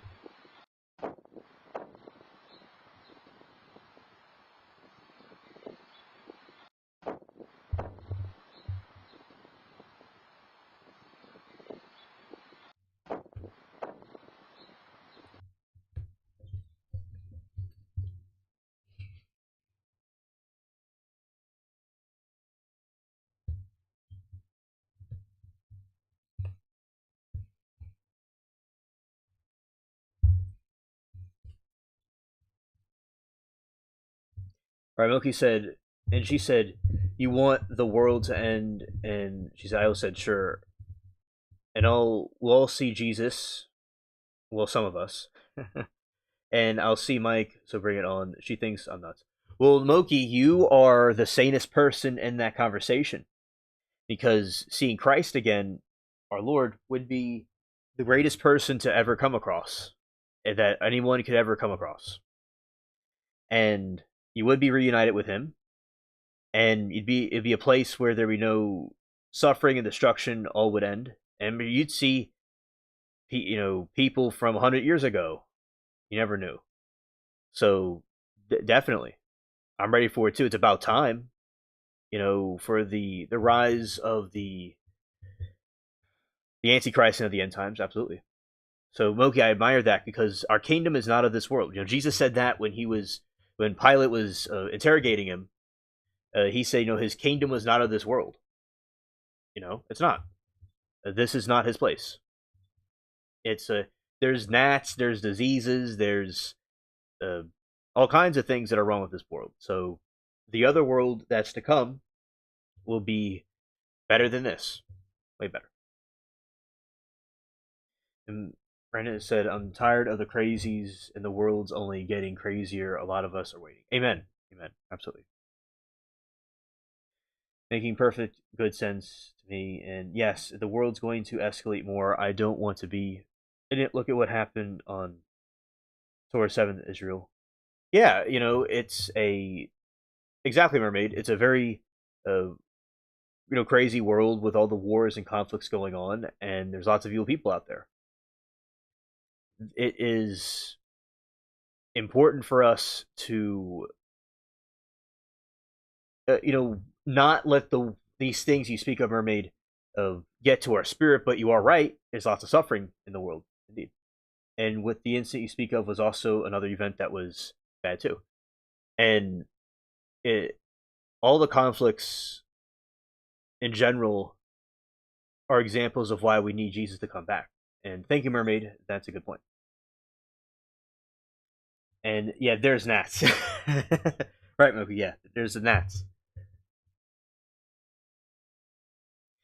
And Moki said, "I fear we still have a good ways to go through, but things are happening." Yes, we are certainly getting closer to that time. Indeed.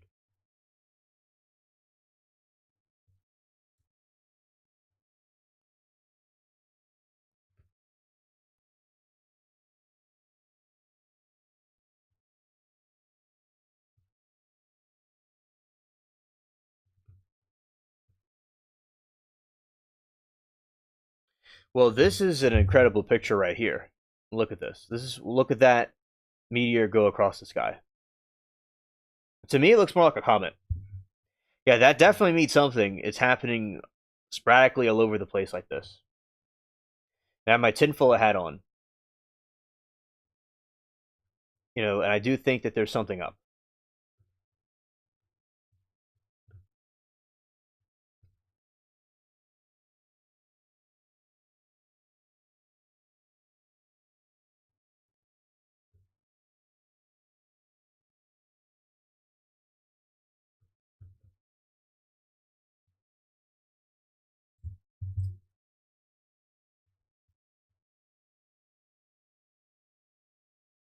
Amen, Lori. That hopefully those gnats can stop Buggy Moki when Jesus returns. All the wars in general. There's so many kids getting blown up, and there's families getting destroyed. There's natural disasters happening. There's animals getting destroyed too in different places by fires. There's the conflicts globally. There's inflation. Yeah, there's many different reasons why Jesus needs to return.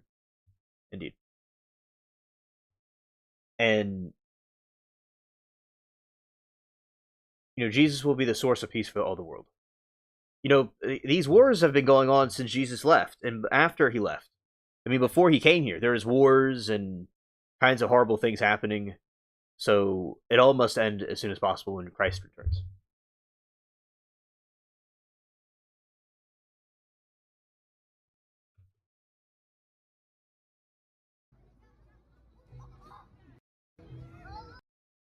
All right, this is over in Turkey.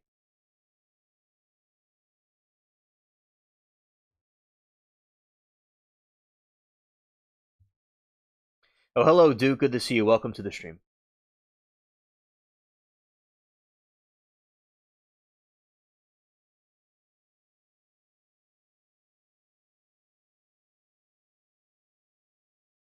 Well, that is crazy over Turkey. Wow. Wow, that is really incredible. Well, thank you, Moki, for sending these. This is definitely groundbreaking news. Yeah, and Mermaid, I hope all the hostages, get released that are alive. If they haven't, I think they were exchanged. I don't know. I thought I saw somewhere they were exchanged, but if there's anybody still held captive, I hope everybody gets released. And it was a really terrible thing to happen. Yeah. And I want all of the Middle East to accept Christ as the Messiah and as the way and truth in life as well, and the whole world besides Middle East.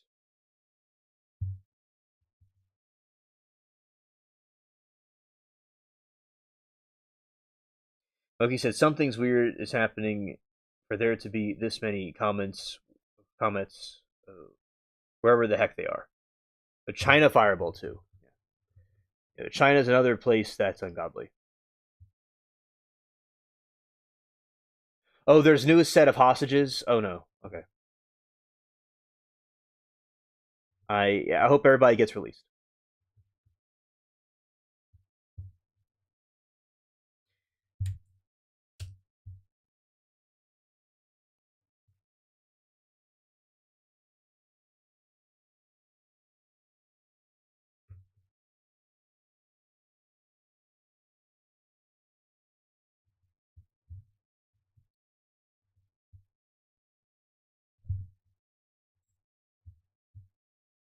Okay, so it's happening again. So meanwhile, over in China, yet another huge fireball caught on camera.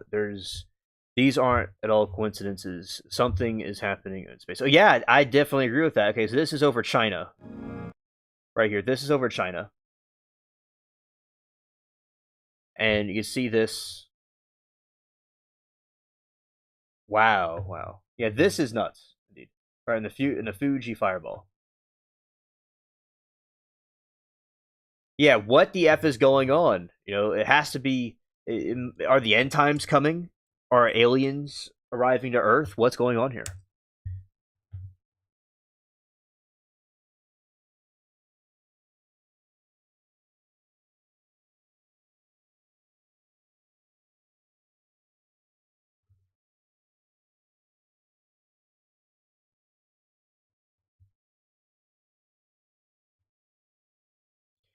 These remind me of comets, but yeah.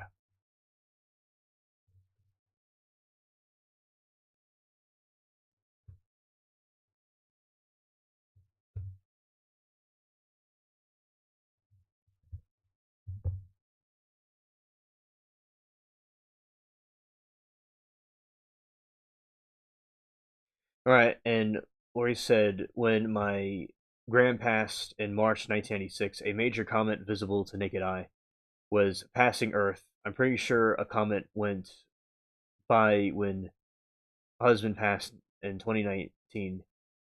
Makes me pay attention. Oh yeah, I do think they are signs and mean something. They definitely are in scriptures. And shout out to Duke. Yeah. This is Mount Fuji, February 2023. February 23, 2026. Yeah, that is beautiful to look at and scary because what is it? Why is this happening? Moki says Revelation 8, 8:10 to 11. A great star blazing like a torch, named Wormwood, falls from heaven, poisoning a third of the water. Amen. And is this and this is possibly a sign of that happening. Definitely. Because all of these are heading towards the earth. Definitely.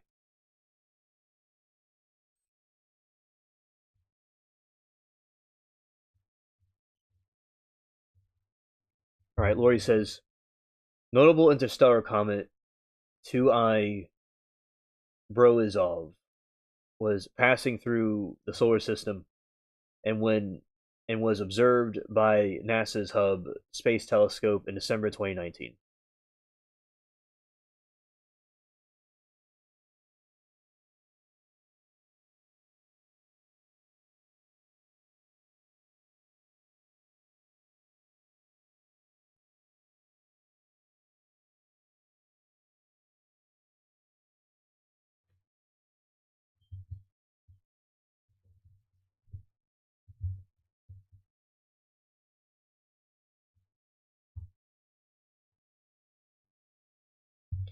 Okay, what if it's an invasion and those are pods with alien soldiers? I watched too much sci-fi. Oh, you see, that's what I'm saying. It looks like the Transformers, or people might think it's Project Bluebeam. And you see, in Transformers, there is this thing when the fallen ones were coming from angels falling from heaven, so to speak. That's exactly what happened in Transformers. Oh, I believe that they may be alien pods that are coming to take over the Earth. That's possible too. And they're being sent here.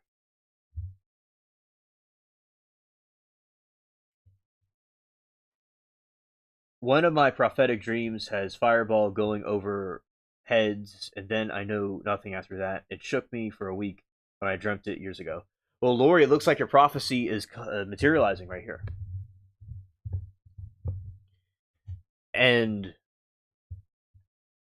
it's completely out of this world what they're doing.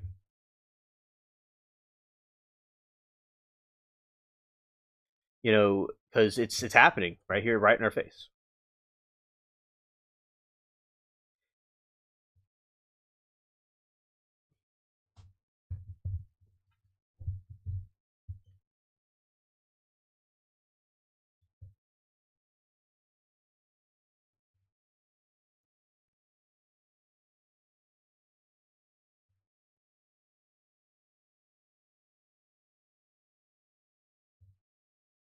Yeah, and Lori said, but okay, sci-fi's disclosure. Look at all the original series Star Trek tech we use today. Yeah, yeah, I definitely think that a lot of times sci-fi is actually disclosure and based off of things from histories in the past. I definitely think it is very true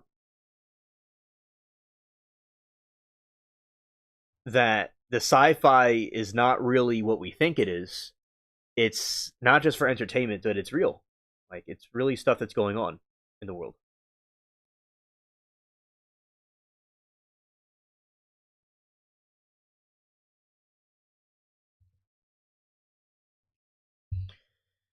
All right, and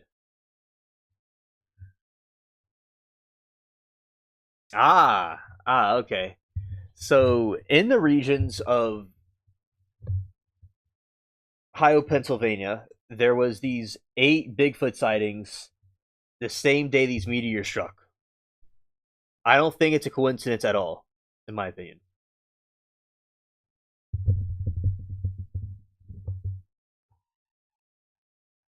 Scared.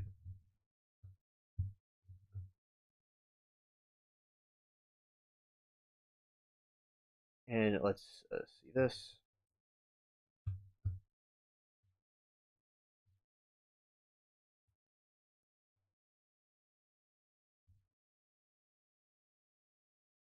Yeah, so there was indeed a cluster of Bigfoot sightings. 8 Bigfoot sightings reported in Northeast Ohio just days before the major meteor struck March 17, 2026. We talked about on the show how the Bigfoot sightings are really just signs of these entities that are interdimensional, and maybe they really are hiding in the woods somewhere too, and they are just out, you know, like an omen. They're known as indigenous as omens. The unusual timing was caused by a stir across Pennsylvania and Ohio, leading to many speculate about the connection between the two events.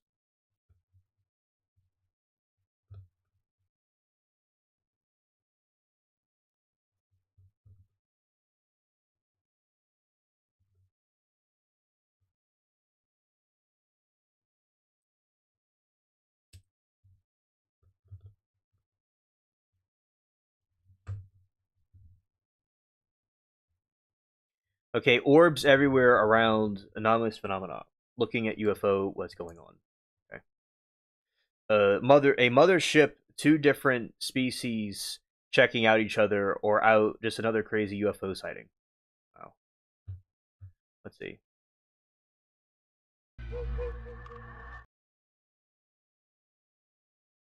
Oh, this is crazy looking.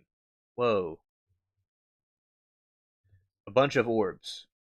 All right, chat. So what we're looking at is that looks like a plasmoid, and a bunch of orbs floating around it. That is wild.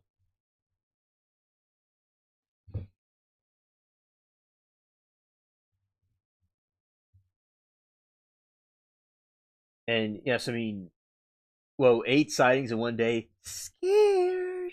Yeah. All right. And Lori says, yes, I mean, what? Yeah, with a say, I want to be clear here. So there is these UFO sightings. What we're seeing here is an orb sighting, and all these orbs are hanging out, and they're orbiting a mothership of some sort. Well, it looks like a plasmoid. So that is a wild thing to see. A mothership with a bunch of orbs. And very good eye, Mookie. Very good eye. I've talked about interdimensional beings and portals and vortexes before. And here's an example of a possible situation where something is an interdimensional being. Right here.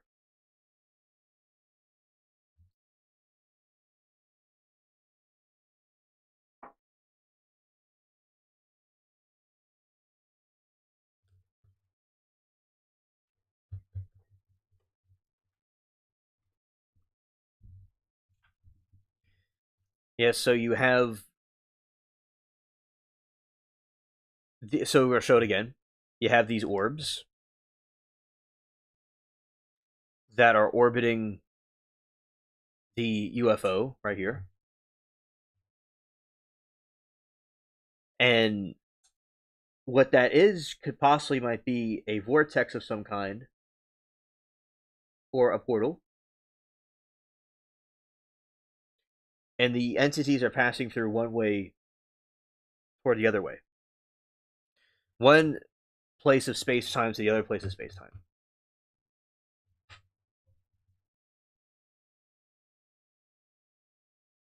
Oh, you've seen 2 videos of gargoyles. Scared.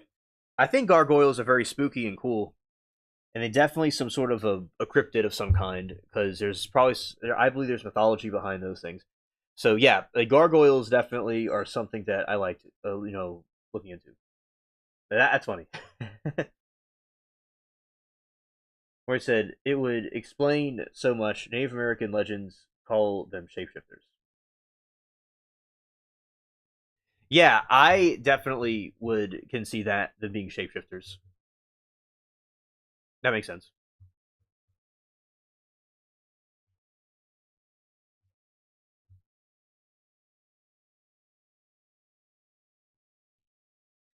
Where he said orbs and Bigfoot sightings are so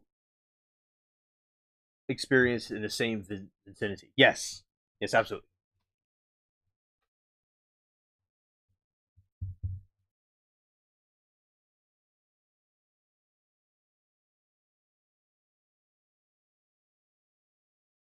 Okay, here we go.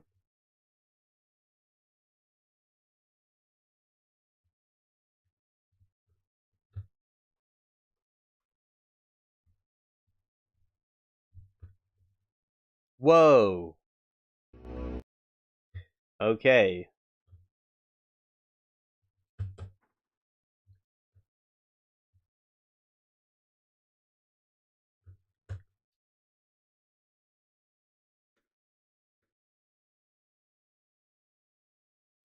See, gargoyle captured on the dome of the church, but unsettling things is that it seems to move. Video circulating on social media shows an alleged gargoyle located on a dome of a church. According to witnesses, changes position in strange ways. Imagine having a gargoyle. Yeah, I know, exactly. Illusion or hoax. And here it is. So we're gonna start over.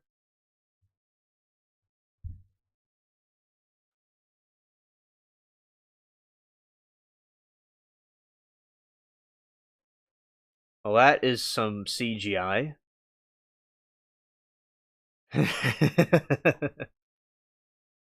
It looks like something. It looks like one of those gremlins. It could be like a movie scene. No, the frog one on the roof. That one was completely real, 100%. Indeed.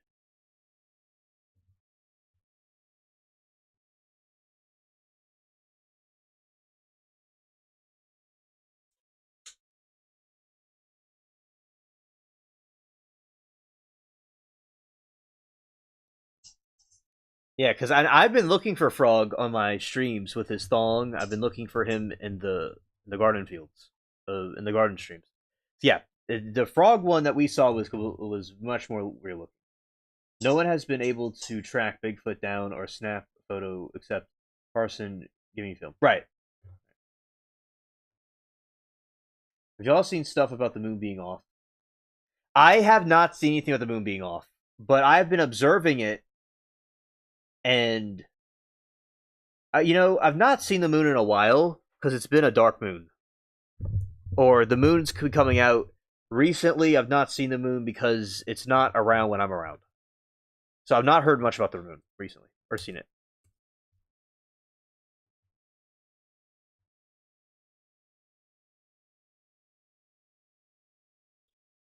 Like when I go out there, the moon's gone.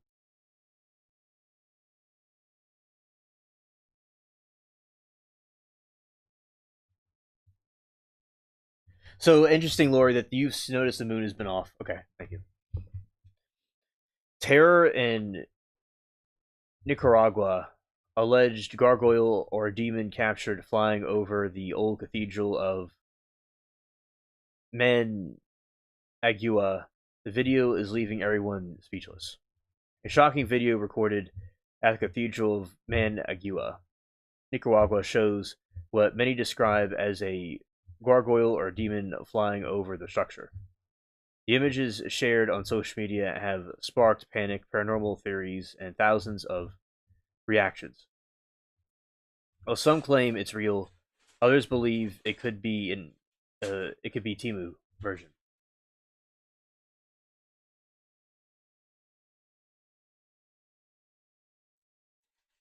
Whoa, whoa! This bro is just flying like it's like someone's giving something away for free.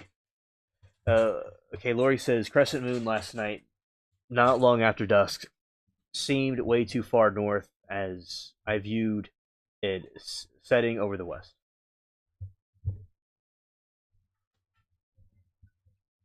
Oh yes, yes.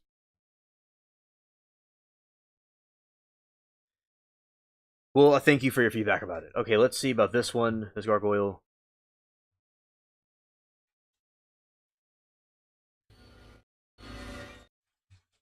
Okay, let's put it back. Okay.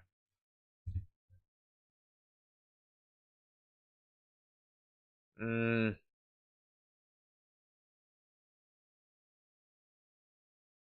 it's like the Honduran flag. Yeah, it's a Honduras.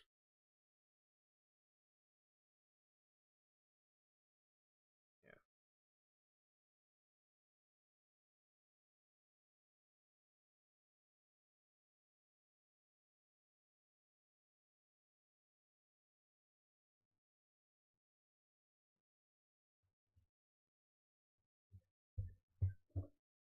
Yeah, there's a lot of cuts. This one's let's see.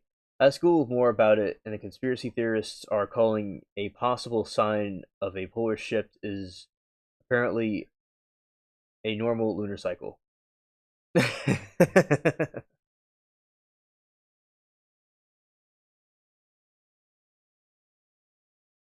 Wow, that is wild. Yeah, this video right here has too many cutscenes. It looks too edited, in my opinion, but still very intriguing. Let's see.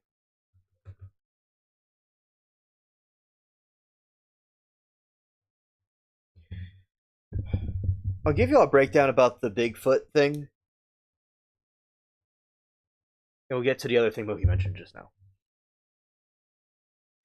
The unusual timing has caused a stir in Pennsylvania and Ohio, leading many to speculate about connection between two events. Cryptozoologists referred to the sudden surge as a flap or rare cluster of sightings in a small area over a short period. Location. Most reports were concentrated in Portage County, specifically near the. Yeah, thank you, Moki, for the information. Thank you. Most reports were concerned in Portage County, specifically near the Mantua Center, Greatorsville, and Windham sightings. Witnesses reported creatures ranging from 6 to 10 feet tall with description of deep grunts or a musky odor and the unusually long strides.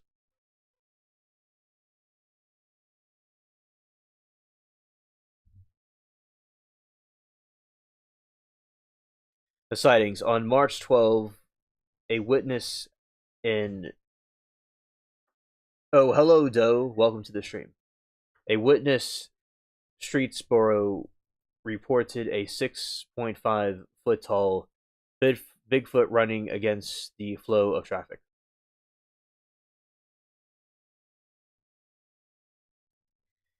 All right. Just 5 days after the final Bigfoot report, massive 7-ton meteor exploded over the same region. Impact. The explosion unleashed energy equivalent of 250 tons of TNT, shaking houses across the western Pennsylvania and Ohio. So the timing is uncanny.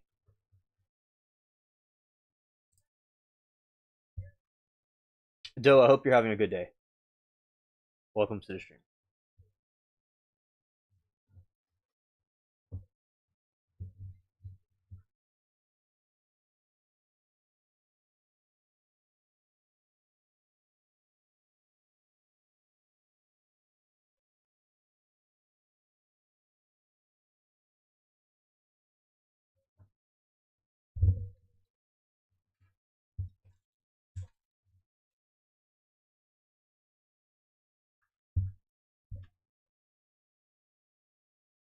Right, it's okay. The space rocks and fall down Fox's theory and hit nail the head. What's being called the sinopolar shift in.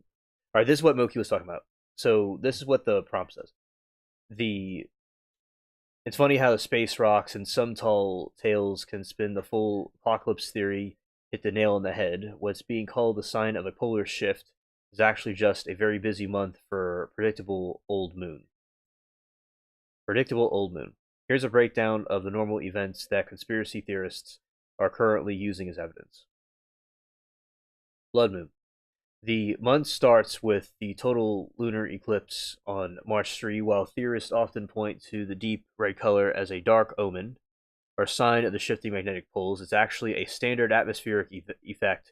Earth's atmosphere filters out blue lights and bends the red light into the moon, the same reason sunsets are red.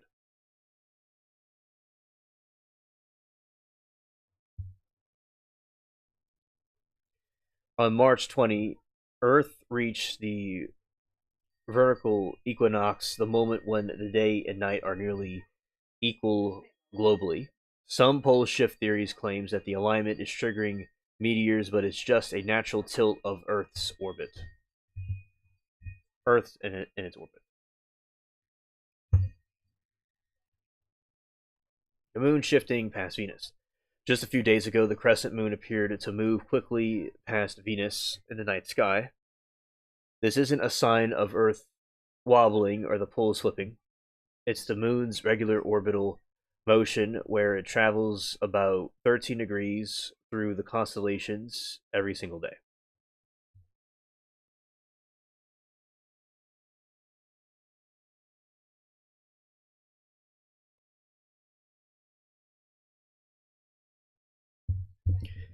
Solar polar fields.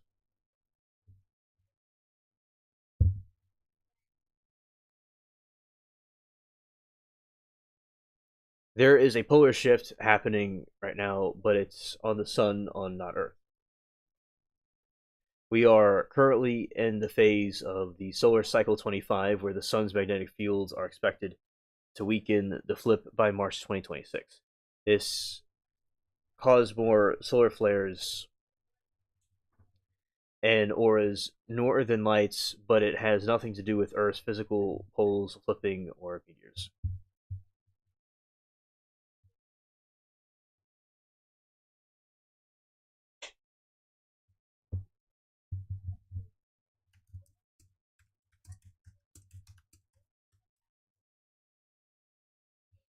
Yeah, so that is the explanation from the mainstream narrative about what is being shown with these meteors and these different, uh, the blood moon and all these different things happening. But I will say this is that at some point in the time period when there's a blood moon and meteors falling from the sky, around a time like that will be the era of the apocalypse at some point in the future. It could be now or at some point far from now. Around a time like this is when it will start. When these polar vortexes and the moon cycles are moving around.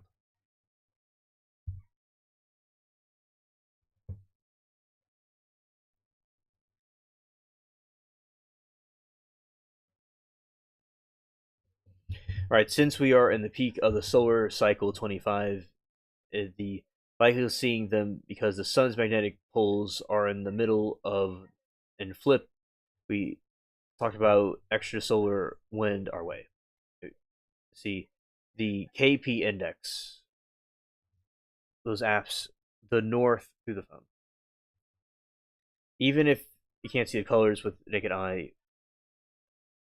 the mode camera is way more sensitive. Point to the northern horizon and might see greens, purples, and screen eyes are missing. Now there was northern lights down here, and I did say that, which I believed at the time, I didn't see northern lights. Now I will say that the sky was faintly purple. I could tell by looking at the moon. It was a paint purple glow to it, so I did see it, but it was very, very faint.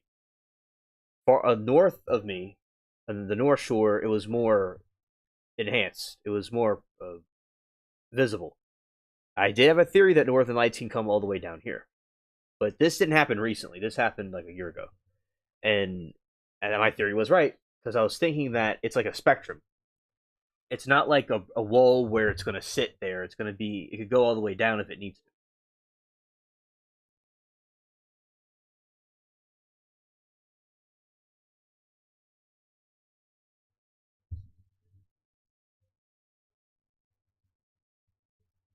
All right.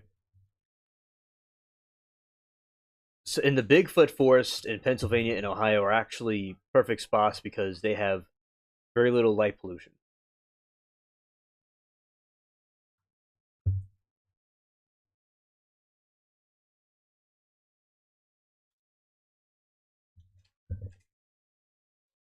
And let's explain about light pollution. Let's see here.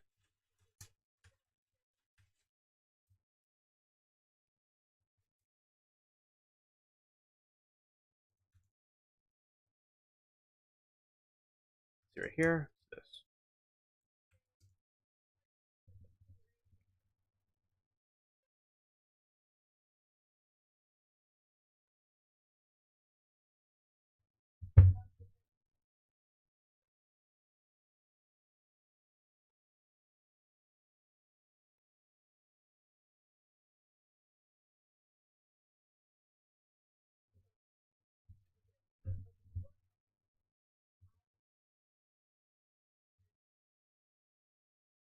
All right, looks like the thing from Scooby Doo movie. Oh, it does. Yeah, the thing on the screen. It's basically yeah. So that is a gargoyle demon thing, and reminds you of something from Scooby Doo. Right. So this is about the light pollution, and this is where people that want to do stargazing are interested in stuff like that. Is this something that you must know about? Right, the light pollution is an extensive or poorly managed use of the artificial light at night. It happens when street lights, offer office buildings, and neon signs and stadium lights aren't shielding properly, causing light to spill upward and outward instead of just hitting the ground where it's needed. This misplaced light scatters through the atmosphere, creating a bright haze known as the sky glow hides the stars from our view.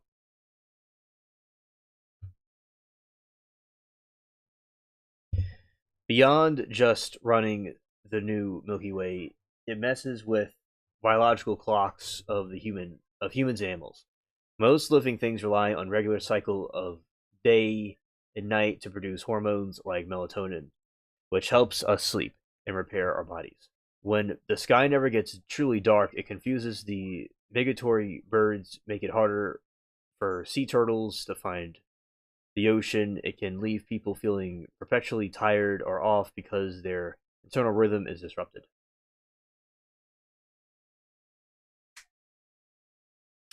Moki says, "Hey, do." All right, the good news is that light pollution is one of the easiest types of pollutions to fix. It doesn't require filtering chemicals out of water or air. It requires a smarter hardware by using motion sensors or dimmers and full cutoff features, which point all light downward. Cities can keep the street safe while bringing the stars back using warmer amber colored bulbs instead of harsh blue white light. LEDs also helps as blue light scatters more easily and causes the most glare.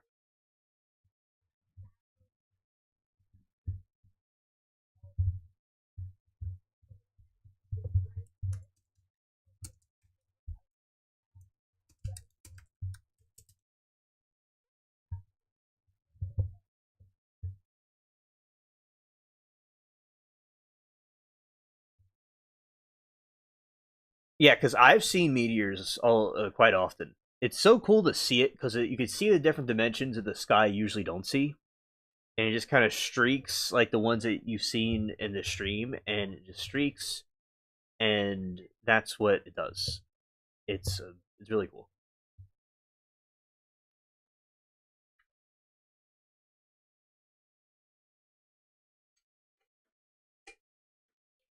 Yeah, and when the sky is very clear at night, you don't even need a telescope to catch the lyrids. In a dark sky, you could usually see the trains, glowing trails of ionizing gas that bigger meteors leave behind for several seconds after the streak disappears. It's also best environment to spot the aurora. While the city folks just see a faint gray smudge, you actually be able to see greens and reds dancing in the solar activity hits KP5 or higher.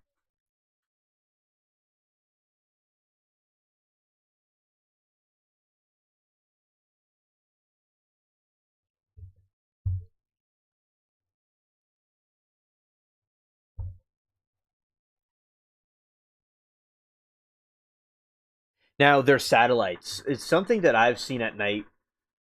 And when I was in Kentucky, I remember we saw the International Space Station, and you could see it as it's like this like white round thing, and it just goes across the sky slowly.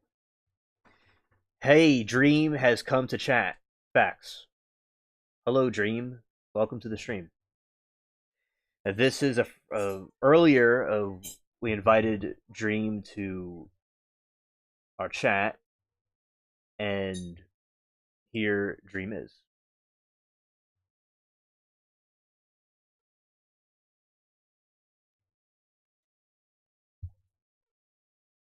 And that is cool.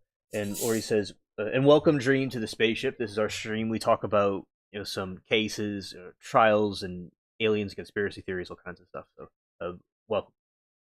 And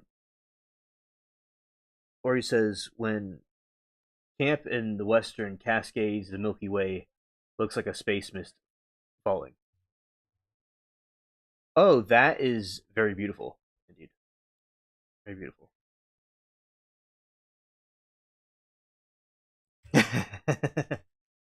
Oki was about to sign off, but now she can't. Oh, scared. Scared.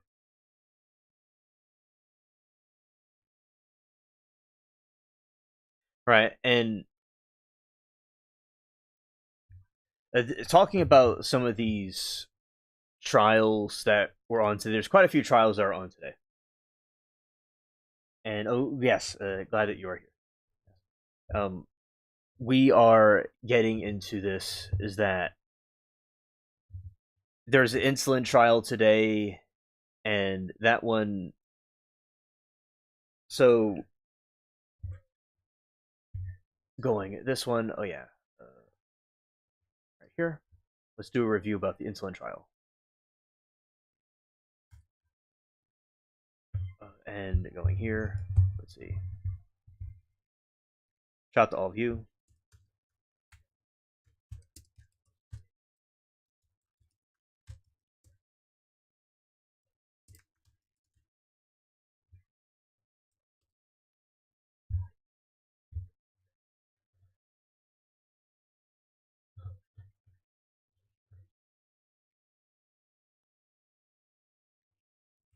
All right, Moki says we've been talking about fireballs and have been flying through the skies. Yeah, because there's different. Oh, hello there, Aaron. When I open and say hi to Dream Horse, but night to go tired. Yeah, yeah. So we've been talking all about the fireballs and have been flying through the sky. So there's these different fireballs that have been going through the skies, and we have show you what I'm talking about. For instance, right here, this one is from China, and wait, this is not China. It's a Fuji, and well, at least you pop back in to say goodnight. You turn. Right, so there is this right here as these are falling. It's very mysterious because these meteorites have been seen.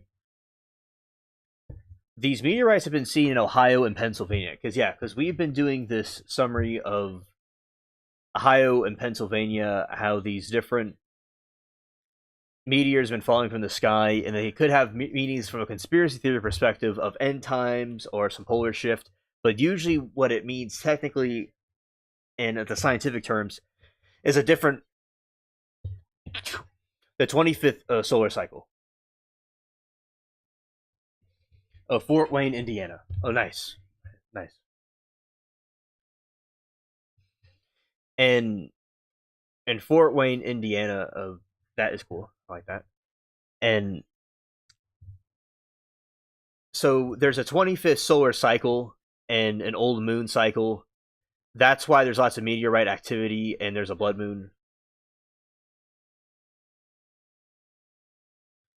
So that is an explanation for that through the scientific perspective.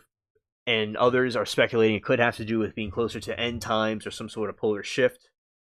At some point, from the religious perspectives, is that there will be some sort of end time thing that happens when when everything falls out the sky, like this. It'll be like something like this. So that's one in Fuji, and this way.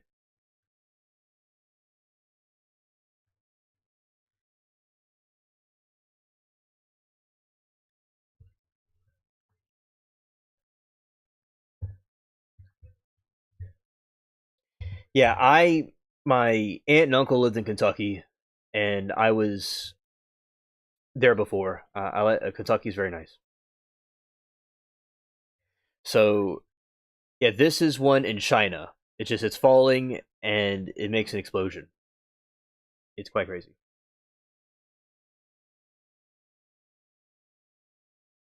Yeah, Dream Horse. There's been some alien UFO UAP stuff going on. Have you been keeping up with that? Out of curiosity. And this other one right here is another clip from her, which was this way. All right, these are some other clips of the meteors falling.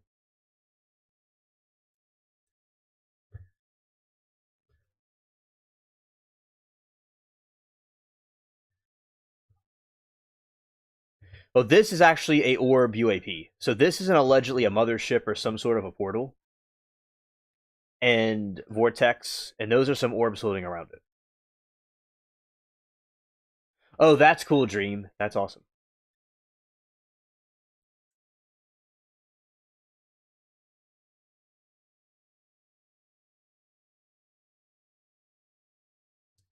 Okay, so yeah, that's the polar vortex, and those are orbs that are flying around. And yeah, something is a mothership or some sort of a portal. That's pretty cool. Okay, and right here is another one.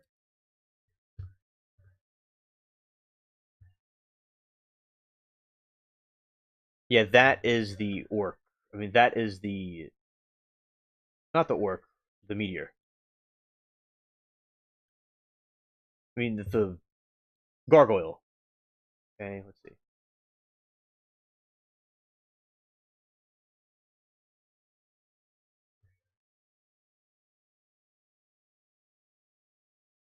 Okay, let's see.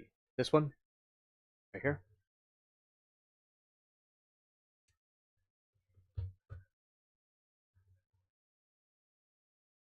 Okay, this is another meteor falling from the sky in the United States.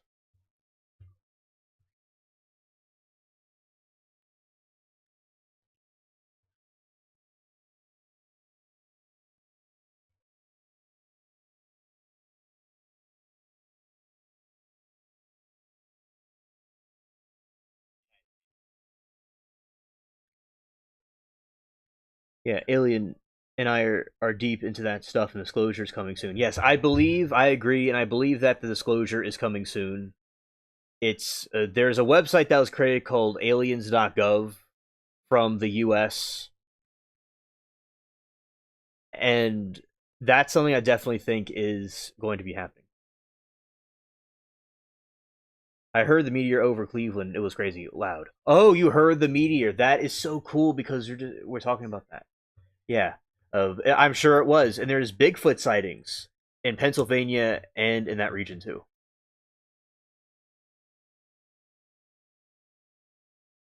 Okay, and there's another one. This is a another meteor falling gliding through the sky, which is really wild.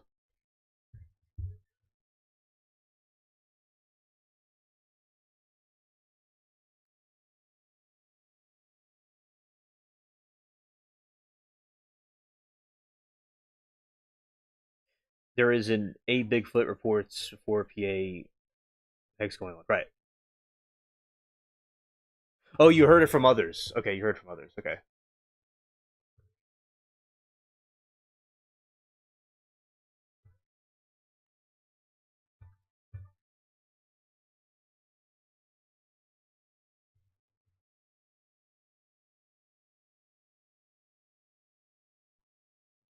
Okay, so that's another one. This location is in Pennsylvania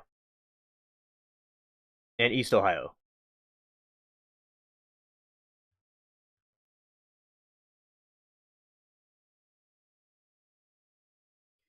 And bro, now I really think that Bigfoot are avatars for aliens.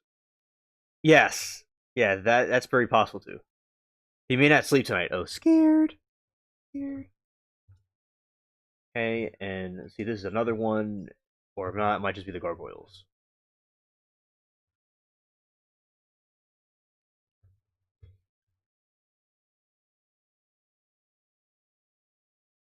Alright, this is one dashing through the sky. Wow.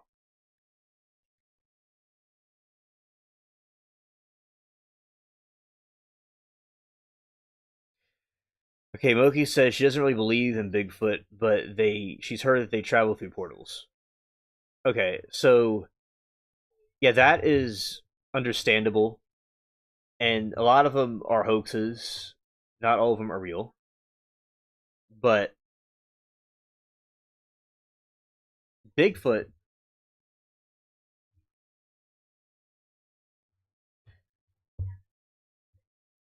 Oh, and age rank. Okay, yes.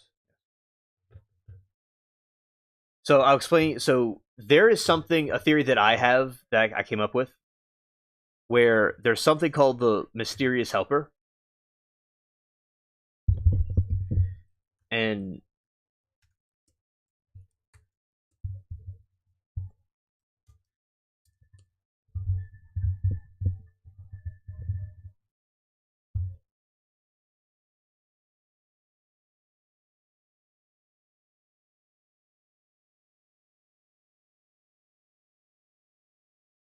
okay, let's see. Yeah, I have a friend in Missouri who believes a Bigfoot resides nearby. He thinks they are spiritual beings.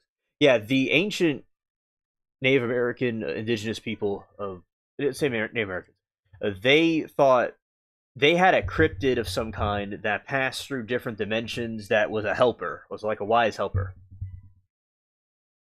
And so before the America was even a thing, they were talking about a creature like that. So I'll explain that right here. And like I said, I live in Oregon in the heart of Sasquatch County. Lots of local lore. I only saw tracks once I was younger. Heard what could have been 2 summers ago in the coastal mountains. Oh, okay. Okay.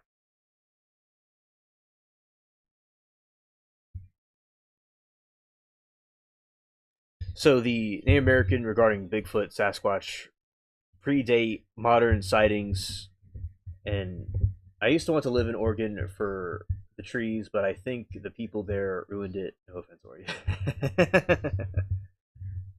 Scared. All right. And Native American traditions regarding Bigfoot predate modern sightings by centuries. Unlike the popular Western view of missing link or undiscovered animal, many indigenous cultures view these beings as spiritual protectors, elder brothers to humanity, or physical inhabitants of different realms. Different tribes have unique names and characteristics. These beings reflect their local environment, oral history. See the coast Salish, the origin of the word Sasquatch meaning hairy man.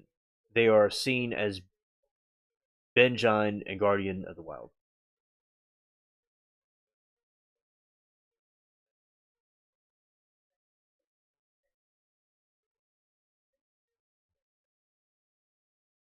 And Maury said, I experienced mind speak out in the wild once, but didn't see anything. Time seemed suspended, though very powerful, weird experience.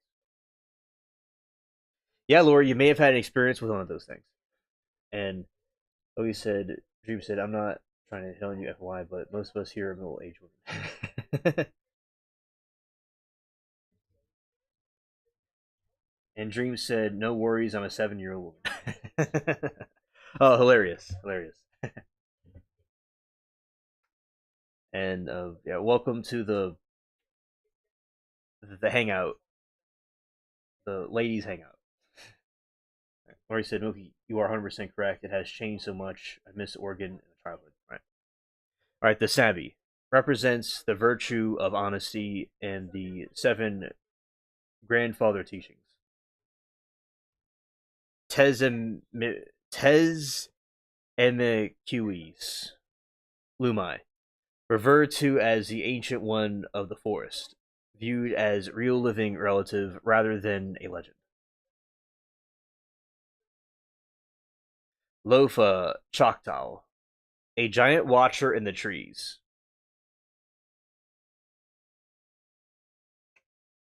A dream says, I'm a Reiki master, equine massage, and laser therapist. Will dream you'll be in charge of the spa of the spaceship. Facts.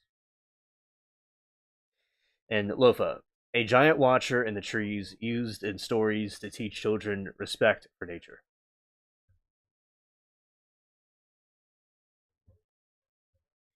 The Wendigos, in some of the Eastern traditions, more fearsome cannibalistic version of the hairy giant representing danger of human greed and imbalance. Backstreet.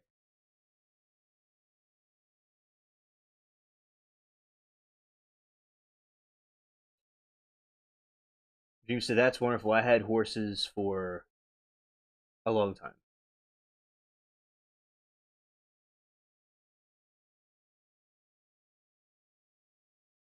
Yeah, one of my speaking of horses, I see y'all are talking about it too. Um, one of my friends has horses, has a couple of different types of horse, and there's also some ponies she has. So I love horses as well. They're very cool, very beautiful, elegant creatures. And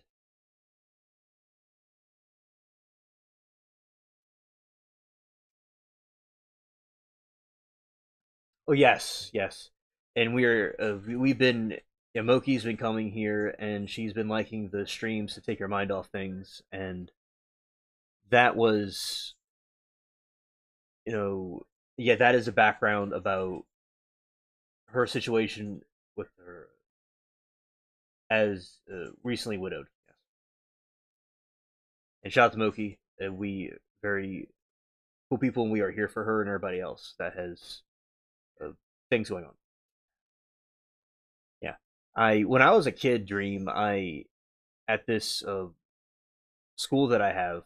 Well, it wasn't a school that I had because I don't own a school, but I went to this, this little red schoolhouse, where kids would go to like preschool at, and I rode on a pony. It was fun. So yeah, always like horses. Very great animals.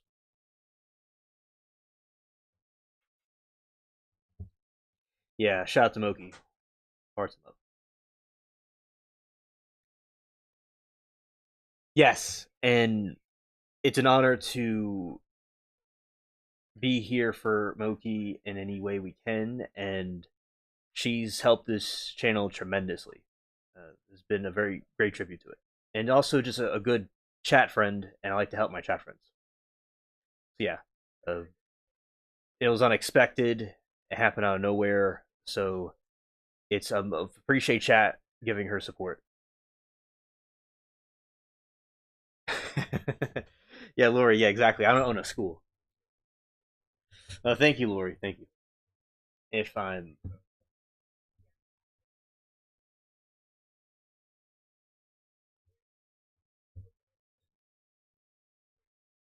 and yeah, so I crack you up. Yeah, I'm just you know what, Lori? I'm just a jack in a box. I'm an alien in a box, right? And you do the thing, and I just pop up, and I cause a laugh. They put me back in, and I just keep on doing it. I even crack myself up too. Yeah.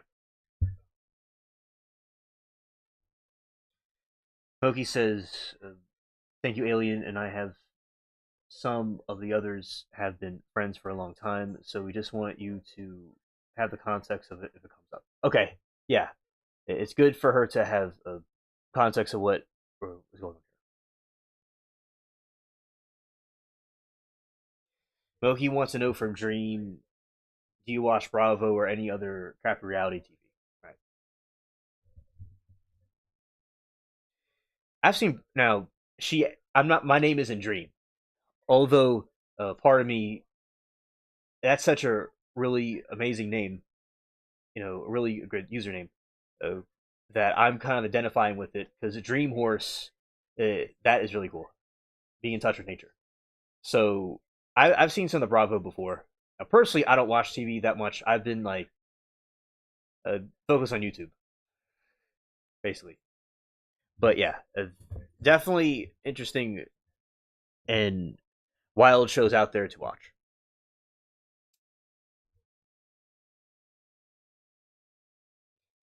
Yeah. Lori says, Alien, I watched your late garden walk replays, and I think you are hilarious with the trolls. Well done. Oh, thank you, Lori. Yeah, Moki was telling me that I have thick skin, and I am firm. Let's say I have an iron frame about it. Thick skin is the right word. Also, yeah, I appreciate the feedback.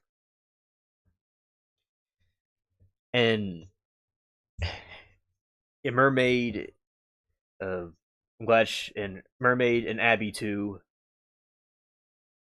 are really great support systems with those streams.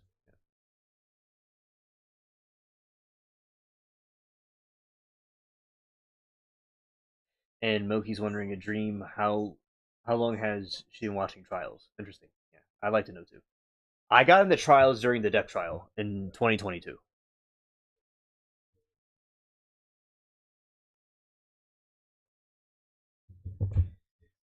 and when the depth trial happened, and they kept on wanting me to come back to the chat, so I kept coming back. Oh, you are a big trial watcher, yes. Dream. Recently, we were doing different trials, and we were reviewing the OJ trial a couple months ago, and a lot of people were talking about their different experiences with it because that was even before it was online. So, uh, so when did you start getting on the online trials? Oh, since age 10. Nice, nice. That is so cool. So I remember you've seen many trials, you know, many cool trials, and I've seen a lot myself, you know, but I have more to see in the future. That's awesome. You can just do the stream and not worry about timing out the cute little trolls. Yeah, and they have fun with them. The mods. Yeah, so you were like wondering why I have so many mods. It's like one thing. The mods are my friends. Like these people that I know or I get to know, and other reasons is yeah, they could take care of the different things going on in the chat. Because when the chat gets really huge, you watch the OJ trial live. Oh, that's cool. That's cool.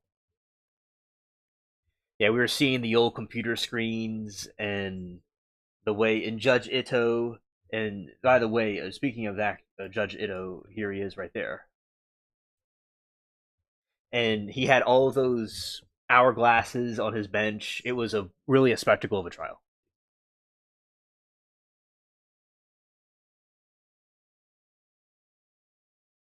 I watched back in the day OJ Menendez and stuff going back into with that. Oh yeah, yeah, yeah. Depp was a wild one.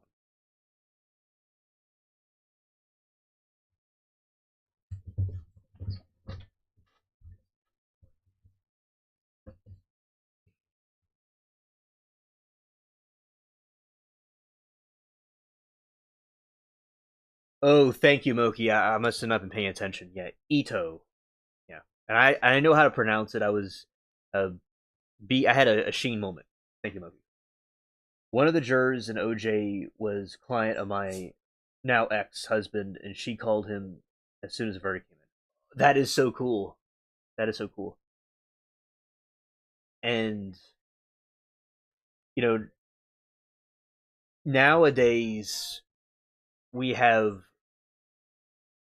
texting and smartphones, and back then you could just go and pick up the phone and just dial it up. So, and there is still scenes of the OJ. There's still some scenes of the OJ trial we are still going to be reacting to at some point. But yeah, the there's still more of it we're going to look at. But we've been doing kind of like a shuffle of different streams, so we go through different cycles. I still can't type. I,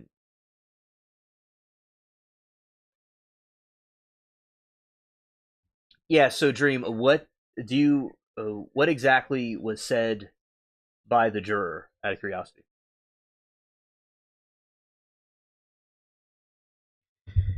And Dream also says, my dad was an attorney, an FBI agent. My ex is an attorney, and I worked for attorneys and judges for many years. That is really cool, Dream. And your analysis is on the different topics is really cool to know from your perspective. Yeah, I I like the what you did was very cool, and over time, I'm sure with the different laws change and the way they do things in courts, because now they have more digital stuff with iPads and computer different types of computers. At some point, they didn't even have computers in courtrooms. I'm sure they just had a type. I don't know if they had typewriters, but they had different ways of having information than they do now. Remember with an OJ trial, they had stacks and stacks of books and things. Now they have less books.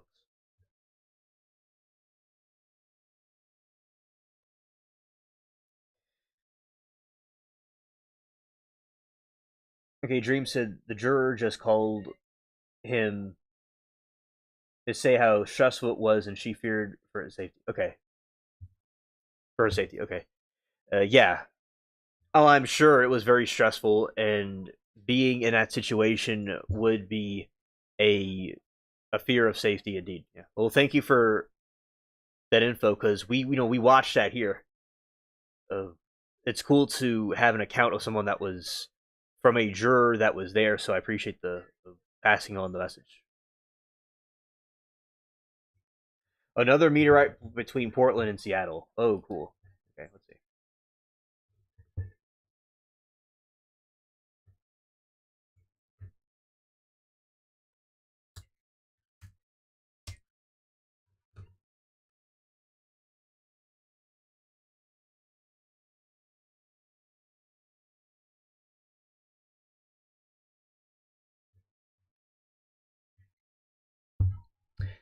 This is glowing over skies between Portland and Seattle. Wow. Okay, so scared. One judge I worked for in the 80s was one of the first to allow DNA evidence to be used. Whoa. That is so cool. I'm sure you've met lots of judges that have been involved with quite a few things. So, yeah, Lori. Scared. So, DNA evidence to be used. Yeah, and I always thought they always had DNA evidence to be used, but now I know more about it. Thank you, Dream. And there was now the Ted Bundy case was the first one that was broadcasted live on television, and then OJ was the next major one, and now we have trials online. So it's evolved a lot over time. So that is very cool, Dream. You better get a helmet on, Lori. Here. I will talk to the meteorites, and I'm going to do negotiations with them to not hit you.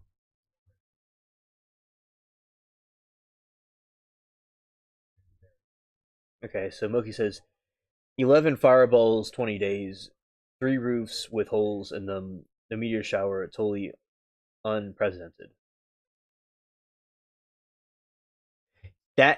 Something's going on. Yes, this is very crazy. Definitely. Yeah, scared. All right, we've tracked NASA, ESA, and, in my opinion, the database on Fireball situation for 5 days.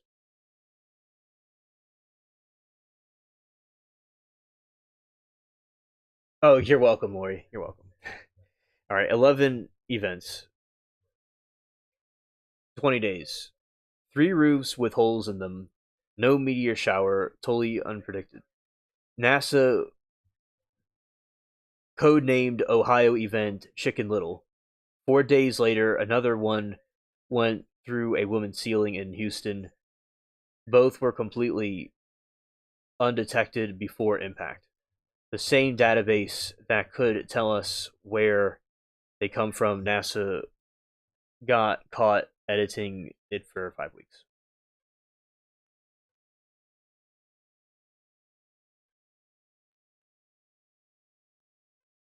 Yes, I'm in the crystals. We talk about that here. And yeah, you see, in 2026, it went through the roof.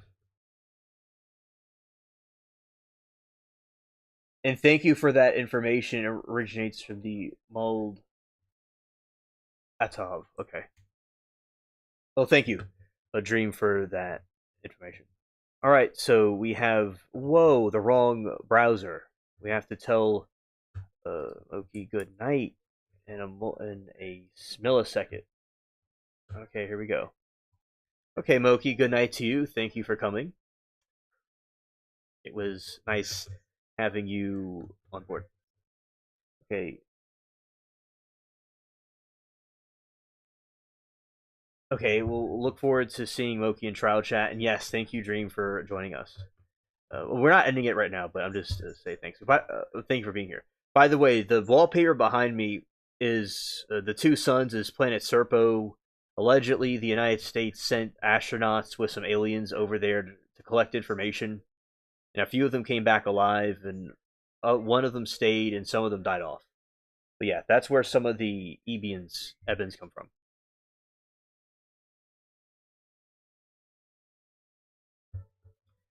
All right, we'll just switch to this window. Okay.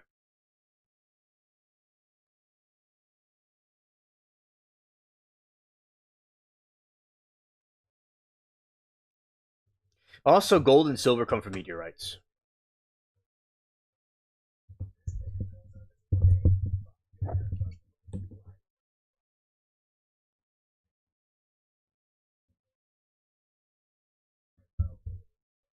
Okay, and yeah, indeed considered the most powerful crystal in metaphysical circles. Through scientifically, it is tech tech tite, a rare olive gem natural glass formed about 50 million years ago by a massive meteorite impact.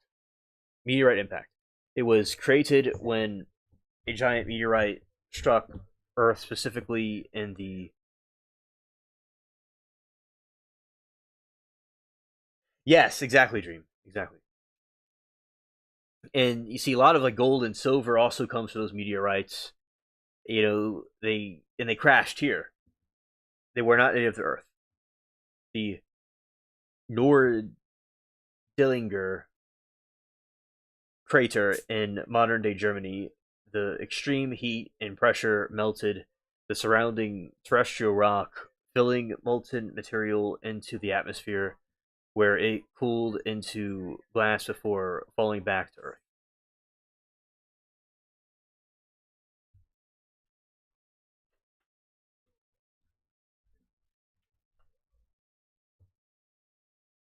Okay, and Tektite is wonderful. Yes. Yes. All right. Geographic rarity. Authentic Moldavite. I may be pronouncing it, maybe not, maybe pronouncing it wrong, but that's how my alien way of saying it is found almost exclusively in the Czech Republic, particularly near the Mold Moldau River. So well, that's pretty cool. Supply. It's finite and increasingly difficult to source. Some experts predict commercial mining may end within the next decade. Transformation. Often called the stone of transformation, it is believed to accelerate spiritual growth, catalyst life changes, and push individuals toward their true path. No, push individuals toward their true path. The Moldavite flush. Many users report physical sensations or heat of electronic buzz when first holding the stone, sometimes accompanied by emotional release or a pounding pulse.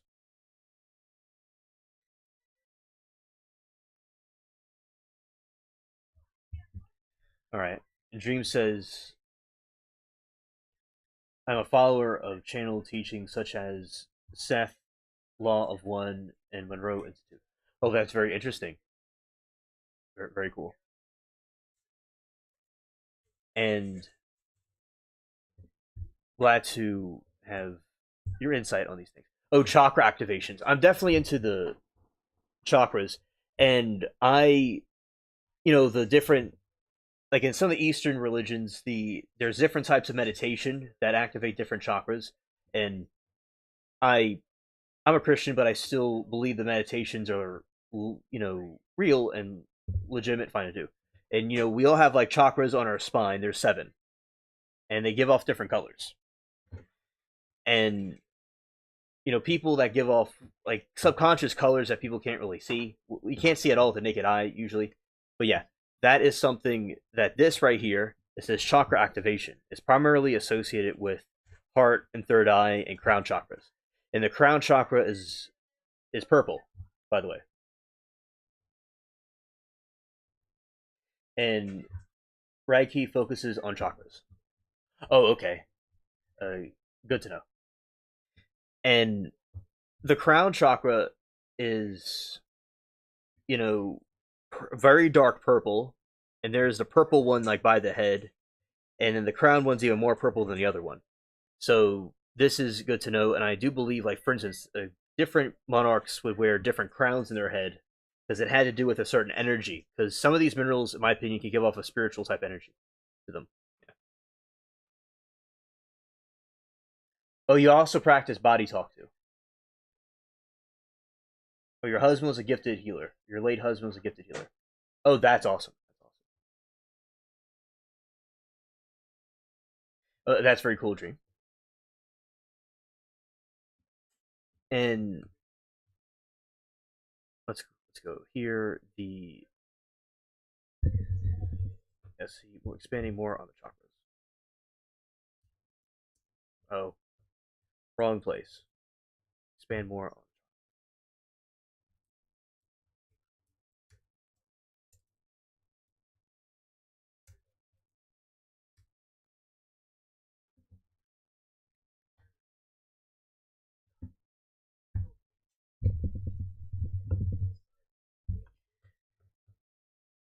All right. So just for those who may not know, the chakra system is a framework of seven primary energy centers in the spine, originating from the ancient Indian spiritual traditions. These wheels of energy from the Sanskrit word kara are believed to regulate your physical, emotional, and spiritual well-being.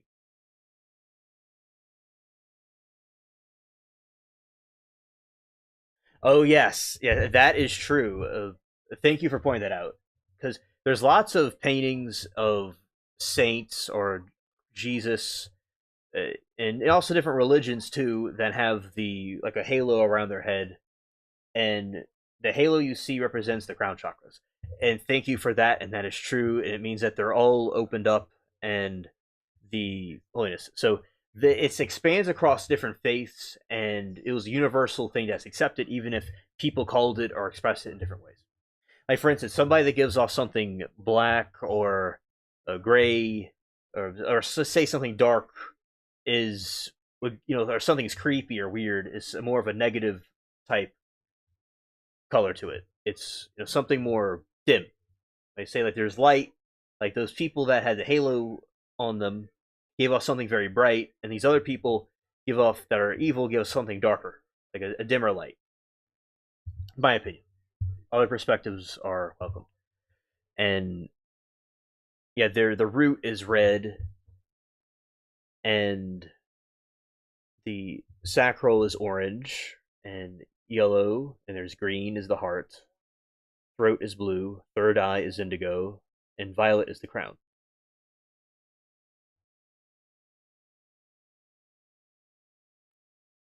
Okay, Lori, good night to you. Thank you for joining us tonight. See you on the next one.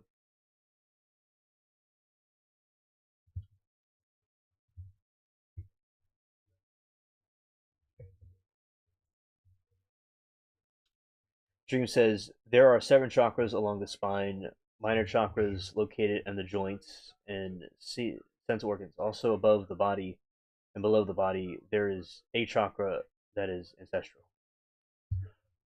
That is really cool. I wasn't completely aware of all the different places of them, so I appreciate you um, explaining that. So going here, explain more detail about this.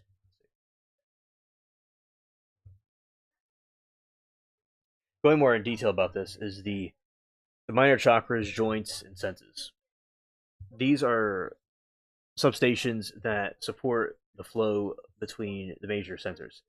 The joints, chakras in the ankles and knees, hips, wrists, elbows, and shoulders are vital for physical mobility and flexibility in life. If you feel stuck in a situation, it's often mirrored by energetic stagnation in these joints. The senses. Minor chakras in the eyes, ears, and nose process the high volume of energetic information that was discussed earlier. And hands and feet, these arguably are the most important minor sensors. The palm chakras allow you to transmit the healing energies like the Reiki, while the soul chakras, feet are primarily discharge points, ground excess energy into the earth.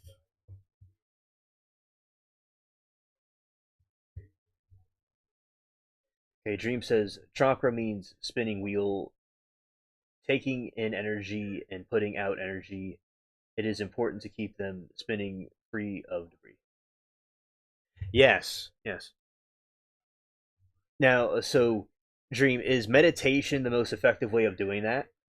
You think? And if there's other ways that it's done, would be interested to know. Okay, transpersonal chakras. The Earth star below, located about 6 to 12 inches below your feet, is your anchor to the Earth's core. It keeps you stable during the high intensity spiritual work like working with Moldavite. The Stole star above, located above the 6 inches above the head, this gateway through which divine energy enters the body and where your soul contract or blueprint is said to reside. While different traditions label the eighth chakra differently, the ancestral chakra is a profound concept. Okay, often located associated here behind the thymus, high hearts are nestled between the root and the earth star. Function. This center holds the genetic karmic imprints of the lineage of your lineage, energetic DNA where we store inherited strengths, but also ancestral trauma.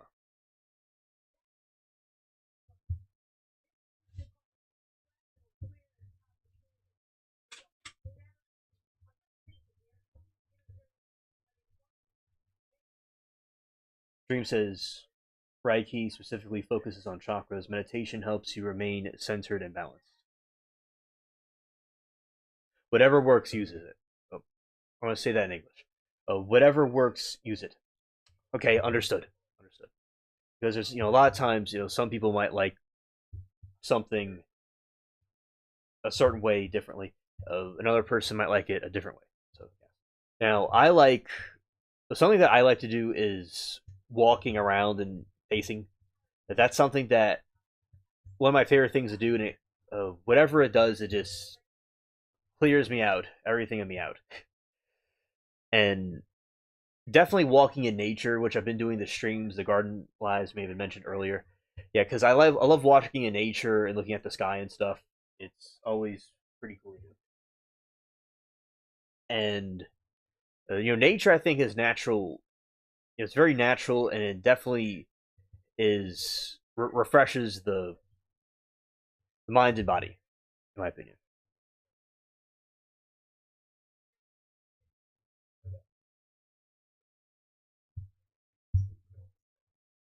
Let's see this right here. Let's see about these gateways.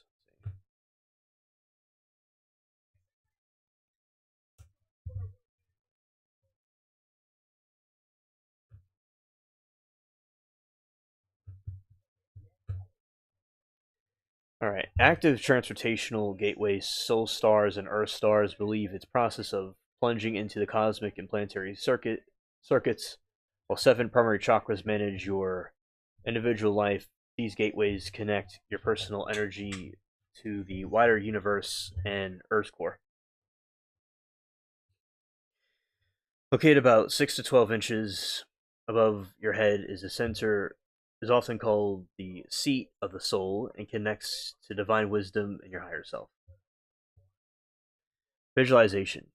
Imagine the radiation orb of white, gold, or silver light spinning above your crown. Visualize the beam of cosmic light entering the sphere and cascading down through your body like waterfall or high vibrational energy.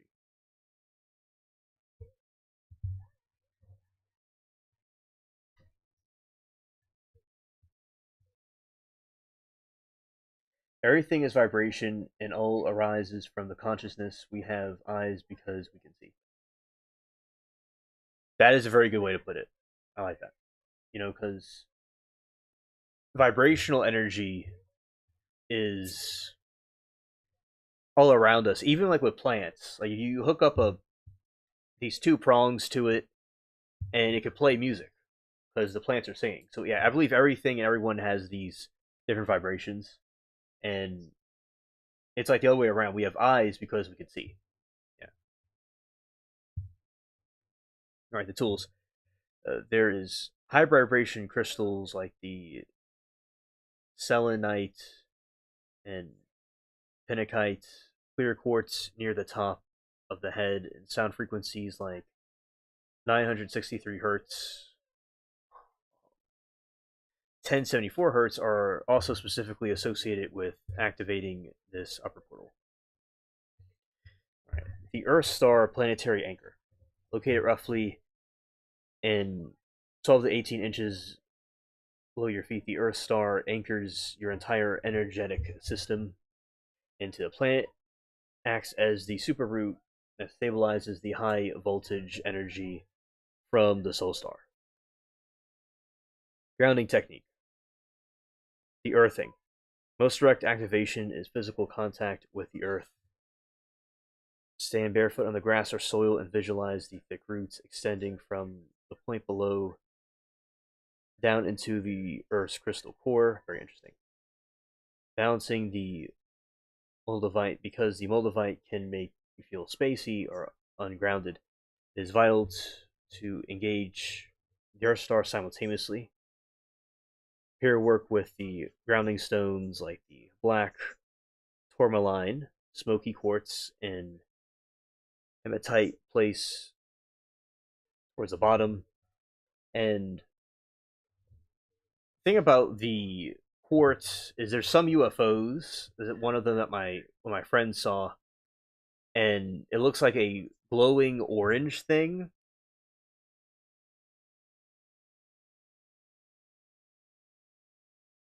Oh, dream! I like that. I like that. You feel good in nature because all the nature is loving you unconditionally. Facts. Awesome. Definitely. And I love nature too.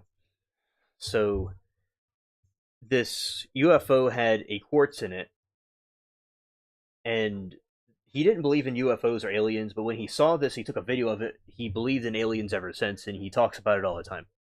So some of these UFOs are powered by a quartz crystal, and the rest of the UFO is invisible. So that was his theory.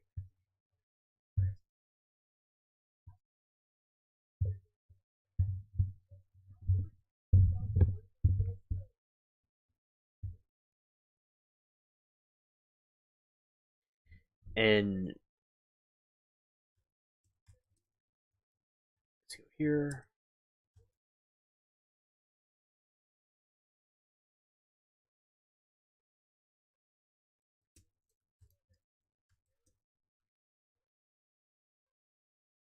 And more on the crystal.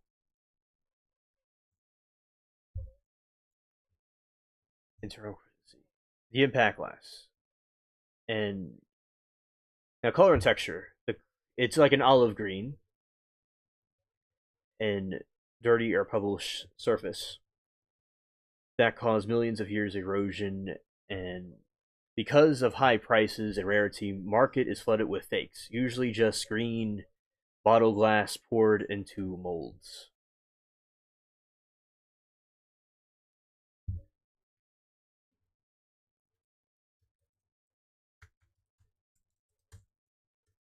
Here,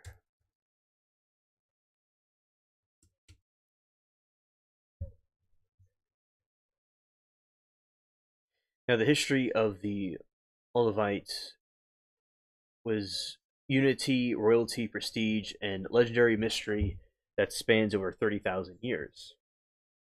Right, the Stone Age tools. Now, early humans during the Paleolithic period discovered the Moldavite and used it to craft sharp impediments like arrows and blades.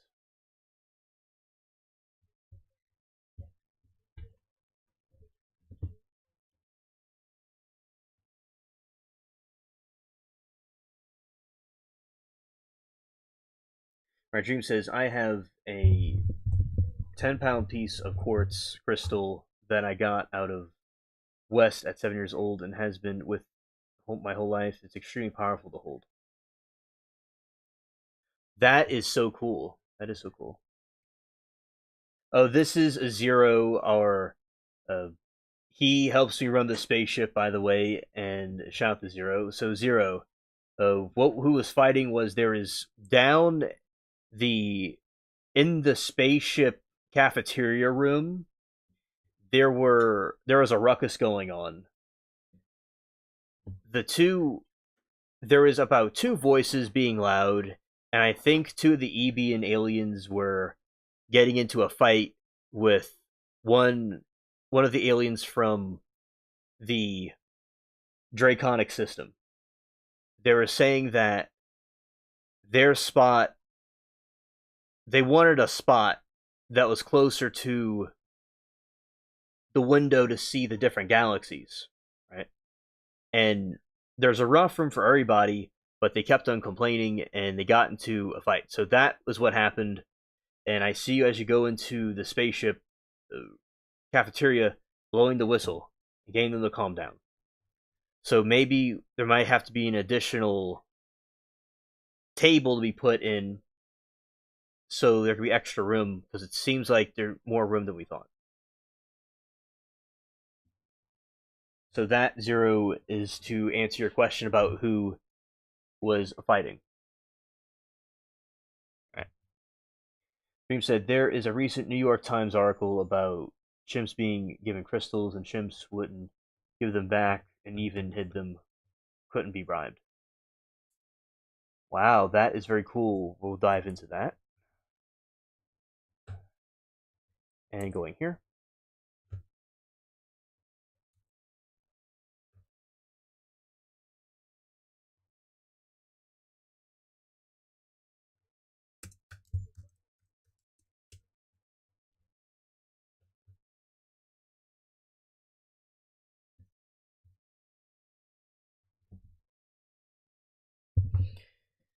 All right, so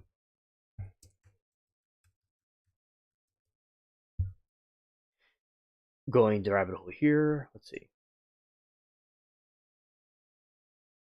In March 2026, New York Times reported details of psycho- psychology studies where captive chimpanzees demonstrated a profound fascination with crystals, consistently choosing the shiny quartz and pyrite over dull rocks.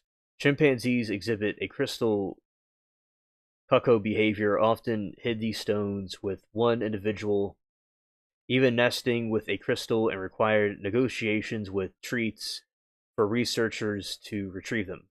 Researchers believe the attraction stems from the unique Euclidean geometry of the crystals, suggesting an ancient evolutionary origin for aesthetic appreciation in primates. For the full, that is basically the story of that.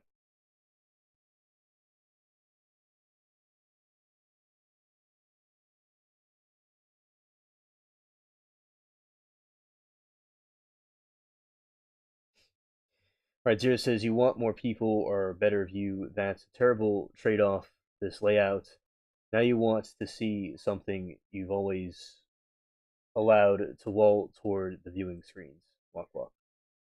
Well, you see, Zero. This is the time I was on planet Serpo, and it's absolutely sentimental memories of my the homeland. and it has been working out very well so far. And you are free to brief us about your time and what you think it was like on Serpo when you went there. Because you were with me that time that we both went there. Although I don't think you enjoyed the planet too much, I did though. Yeah. And Dream says, "Have you heard of the planet Mildek? Some believe it was blown up, and its inhabitants became asteroid belt, and survivors went to Mars." Dream, I have never heard of that one before, but I definitely think that there's credibility to it, and there certainly could have been life on Mars because it seems that a nuclear explosion or something happened there, and maybe there's a theory millions, billions of years ago they came from there to here. So, but I've never heard about that particular planet. But we will certainly be going down this rabbit hole.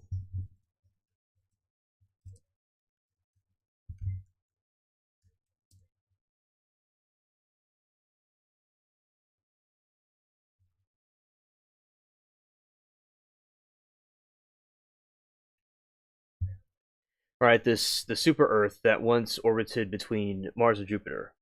According to the various astroetic and alternative history theories, this planet was home to a highly advanced civilization, sometimes depicting as a race of giants or technological pioneers. Yes, most of the Earth leaders are from Mars. And then we also talk about in the show about the lizard aliens and the cryptids. I mean, not lizard aliens, but the lizard aliens that and lizard people that may be running the world. We talk about that here. And there was from the Christian, like Abrahamic religions, talk about these fallen watchers or fallen angels taking over and governing over the earth. They talk about that too.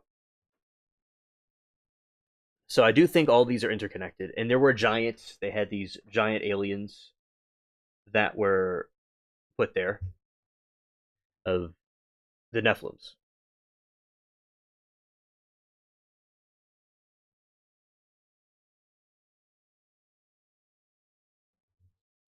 Okay, and Zero says the walking was fine and the blowing sand everywhere wasn't, but hey, literally the most peaceful being award winner.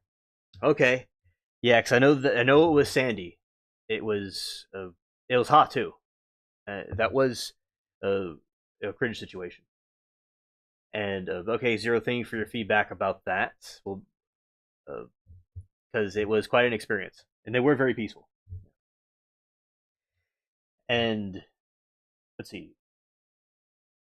tree people are represented here also. Yeah, yes, they are. So yeah, we believe that there is these offspring called the Nephilim, these giants that were on the earth at one time. And in the different mythologies, there's giants. So I do. This may be another link to those things. So I appreciate you bringing this up. Right. So sometimes depicted as a race of giants or technological pioneers who developed sophisticated artificial intelligence and crystalline technologies. Believers of this. Okay, hot wasn't a problem for you, but you're glad it wasn't cold. We've been on some cold planets before, Zero, and they were. I remember we both nearly freeze to death in those situations, but glad we made it back out. But yeah, so you're glad it wasn't too cold. Yeah, you know, we at least we didn't freeze to death like last time on the other planet.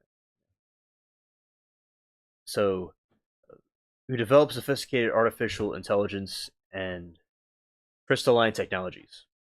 Believers in the narrative often pointed to the Titus Bode law, an 18th century mathematical formula that predicted a planet should exist at the specific distance from the sun.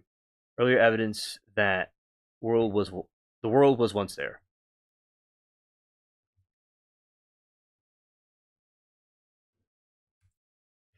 The destruction. Mal Maldek is typically attributed to the catastrophic international conflict. Oh, hello, mermaid. Oh, welcome back. Almost there. Sorry, I had to focus. Okay, understood, mermaid. Thank you. Um, the destruction of Maldek is typically attributed to the catastrophic internal conflict, often described as a nuclear war or rebellion by planet's own AI creations. This shattering was so violent that it completely obliterated the planet, leaving behind massive rocky rings and debris.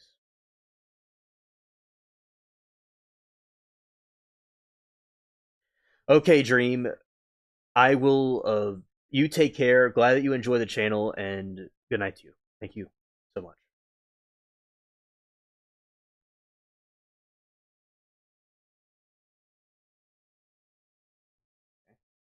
And destruction of Maldek is typically attributed to a catastrophic and internal conflict, often described as a nuclear war rebellion by the planet's own AI creations. The shattering was so violent that it completely obliterated the planet, leaving behind the massive ring of rocky debris we now recognize as the asteroid belt. Some accounts suggest this event occurred roughly 12,000 years and had ripple effect across the entire solar system, potentially tilting Earth's axis and shifting the orbits of other planets like Venus and Uranus.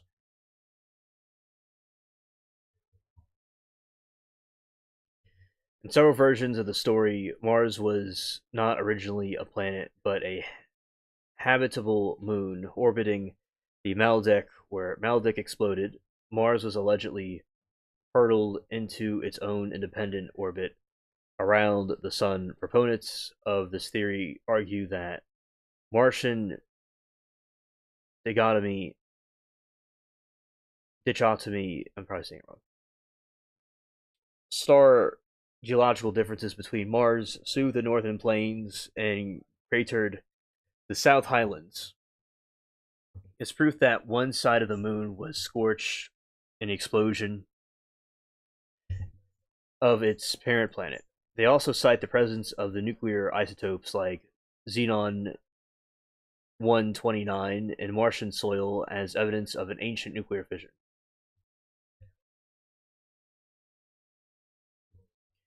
Survivors from Maldecine catastrophe are said to have fled to Mars, Earth, and even our moon to preserve their civilization. According to these theories, these refugees influenced earlier human history, seeding legends of lost continents in Atlantis and Lemuria, were while scientific consensus maintain that asteroid belt is simply primordial material that never formed a planet due to Jupiter's gravity. The tale of Meldic continues to thrive in metaphysical communities as a cautionary story about dangers of unchecking technology and power.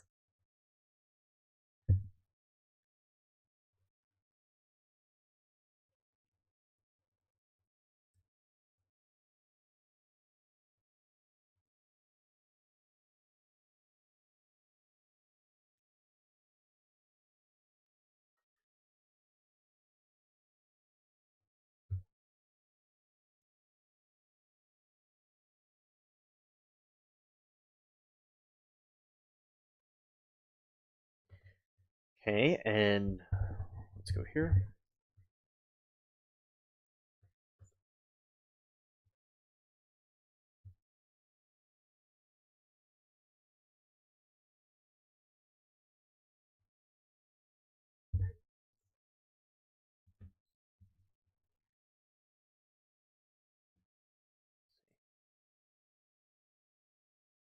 Yeah, something I earlier will do. I'm gonna do like a summary about. Is it even still here? Yeah, doing a trial summary.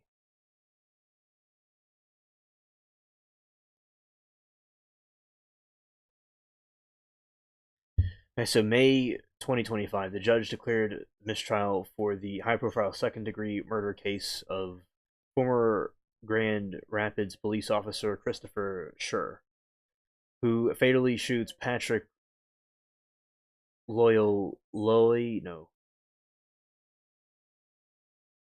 El Yo. I don't even know how to say that. Let's just say Patrick L. in 2022.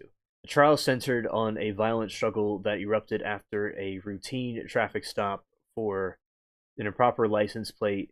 Video evidence showed Schur chasing L before the two wrestled on the ground over the officer's taser. The encounter ended when Schur pinned L face down and shot him once in the back of the head.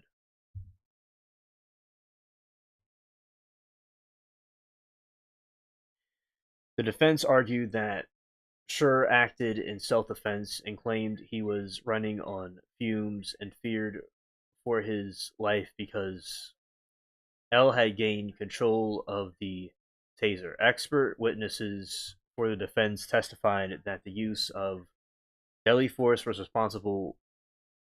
response to exhaust officers facing potential incapacitating weapons.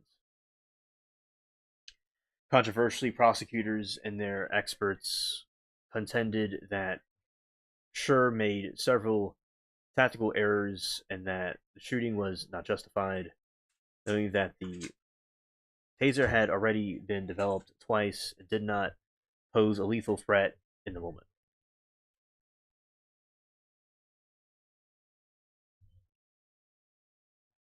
After several days of deliberation, the jury informed the court that they were hopelessly deadlocked, leading to mistrial, while the defense viewed the hung jury as partial victory. The prosecution maintains the option to seek retrial from former 7-year veteran of the case, continues to highlight deep-seated tensions regarding police use of force and racial justice. L was Congolese immigrants, and his death sparked weeks of national protest.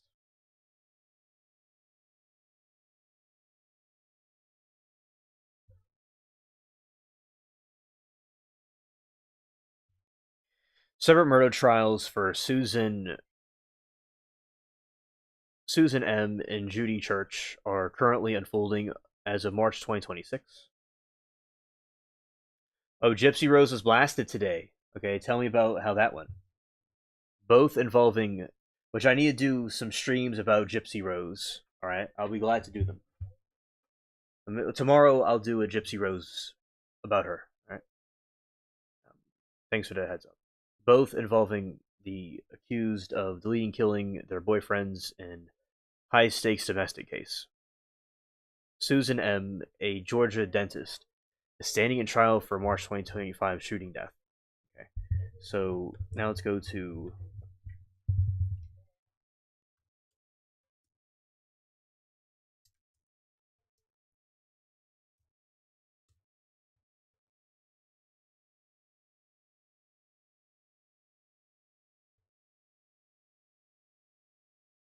it was honestly great. That is cool. Latest developments TikTok backlash. On March 21, 2026, Gypsy faced significant social media criticisms after participating in a viral We Listen and We Don't Judge TikTok trend with influencers Natalie Reynolds. In the video, she made a light of her role in her mother's 2015 murder, which many followers labeled as inappropriate and tone deaf. It's like she shouldn't have been released. And her doing these crazy things is nuts.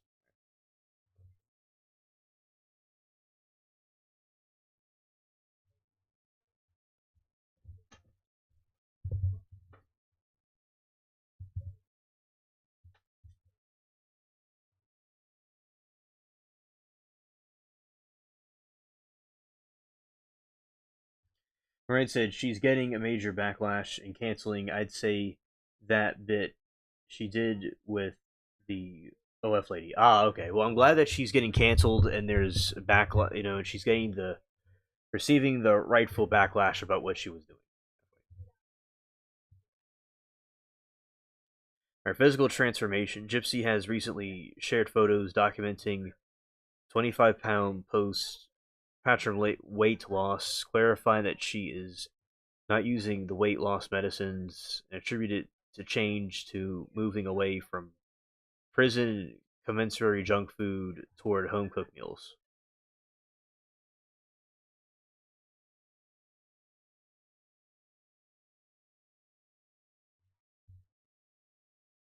LMAO, I suggest you watch a few clips on your own, Alien. You won't believe the clip challenge she did. Okay, I'll definitely do that. Definitely.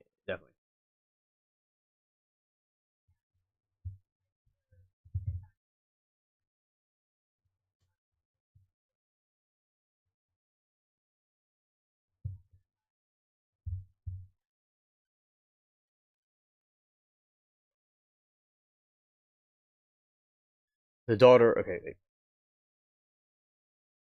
of the girl Natalie said in the same clip of her Gypsy, what we're talking about going viral, that she likes her own parts. It's unreal. She has been on Ozempic. People pay for 100 a pop. Wow, that is just some. She is definitely a clown, and Mermaid. We were completely right about her. What the clown world stuff that she is getting into is insane. Yeah.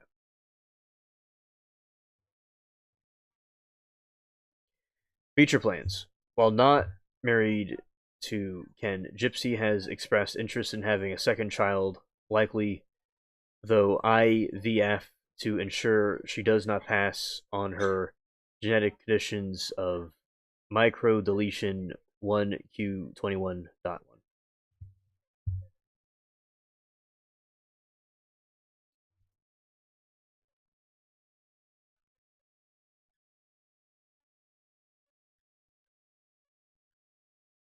Divorce finalization. Her divorce from her ex husband, Ryan Anderson, whom she married while in prison, was finalized in 2025.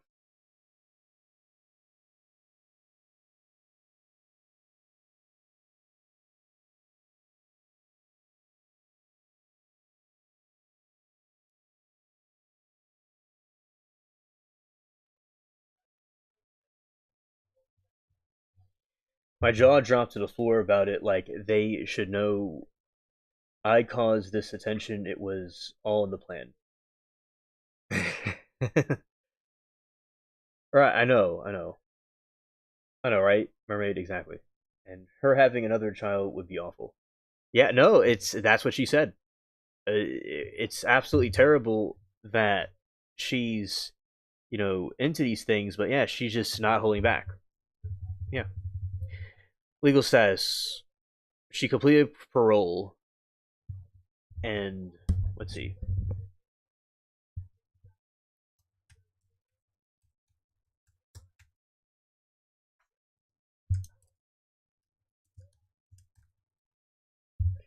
Yeah, she should not have any other children. Absolutely.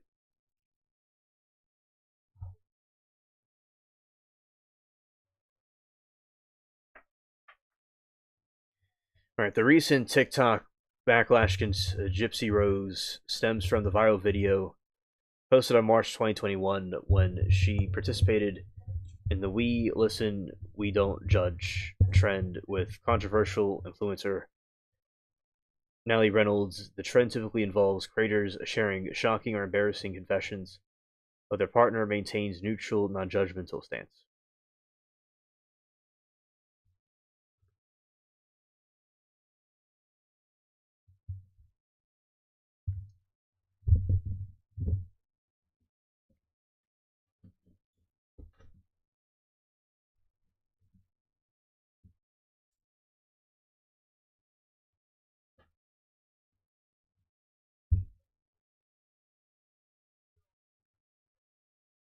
Right said, and they take eggs out of the mom and sedate you, and it's still awful when you wake up. Oh, really? Really? I'm sure it does. I'm sure after you, when someone wakes up from that, it is it is definitely awful indeed. Yeah, especially the psychological feelings too. Confession. During her segment, Gypsy stated, "I went to prison for 8 and a half years because I, before making an X sign over her chest and choking sounds, represent her mother, D. D. Blanchard, killing her mother, D. Well, you see, she's not changed at all. She's not changed at all. She feels no remorse or empathy about what she did.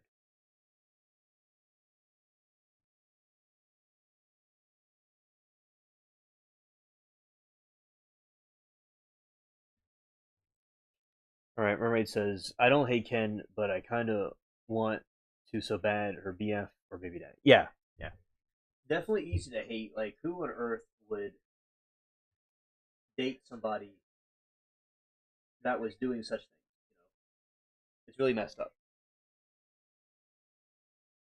Like, who would want to date somebody, and support that? It's really cringe.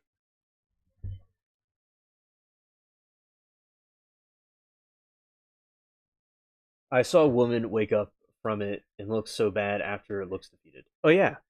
Well, I'm sure it's very, a very defeating look to it. Yeah. Ryan said, "Alien, she still wears wigs and she's going viral because she joked about the murder." Yeah, yeah. I mean, as I said, I think she's completely the same person as she was before, and she hasn't changed even a little bit at all. She's, it may even do something again. You never know.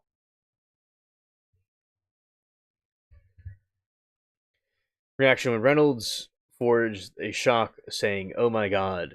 Gypsy leaned into the trends script by responding, "Hey, we listen, we don't judge."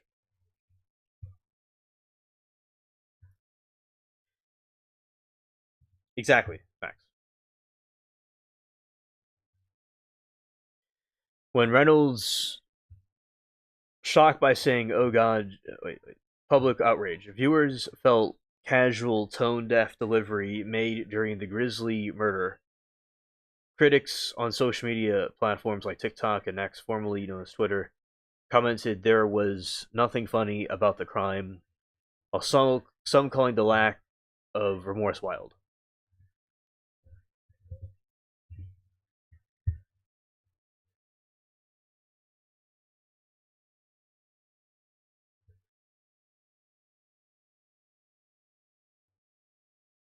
We listen, we judge. Right. She uses different voices and accents erratically and has a crazy face. It's definitely like a chainsaw. That's how that character was. He changed his wigs and his different personalities and stuff. Definitely, it shows that definitely shows that there's some personality disorder wrong with the person. Yeah, you see, Mermaid, how many people also agree with us that she was something was not right with her. You've been and any YouTubers that have been exposing her have been doing the right thing. Imagine if she wasn't exposed like this, because people, if everyone's calling her out, there's something wrong. You know? Association with Reynolds, influencer controversy. Much of the backlash focused on Gypsy's choice to collaborate with Natalie Reynolds, an influencer already under fire for separate incident, including allegations that she has paid disabled homeless woman to jump into a lake.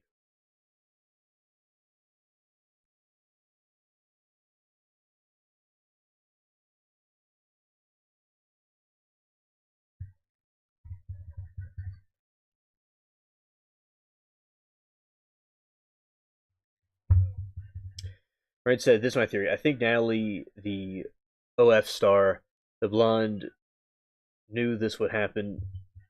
She low key told Gypsy cause because the blonde does a lot of content like this.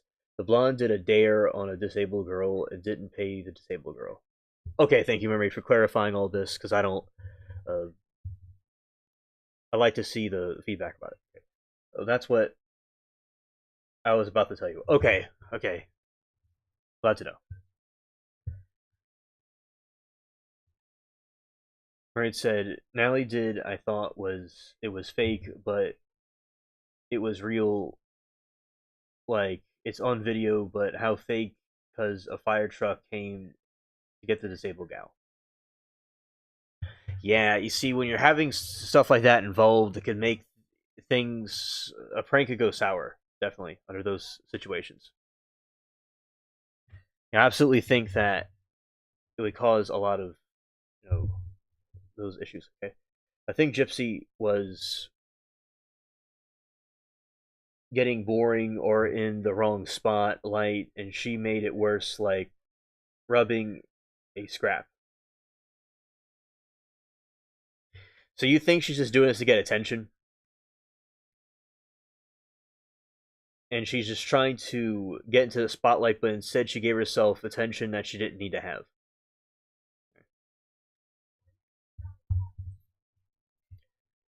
Gypsy's defense and apology. Okay. In the follow-up interview with TMZ, Gypsy explained that X gesture was tactical choice between TikTok's sensitive filters might have flagged or removed the video if she used the words homicide or killed.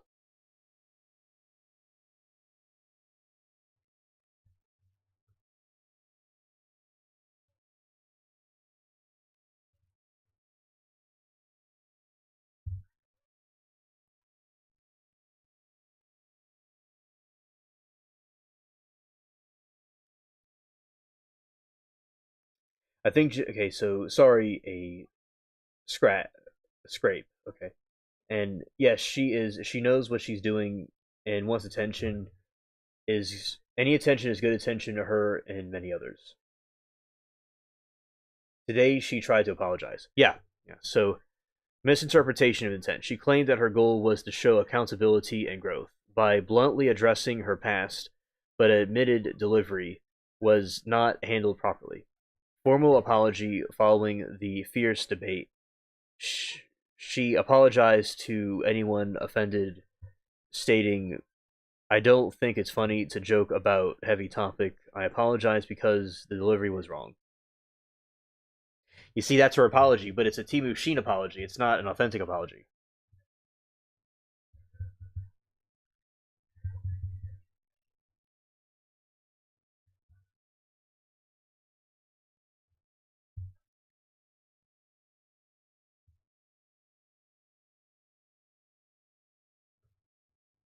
All right, let's do this and see some more about this. Here we go.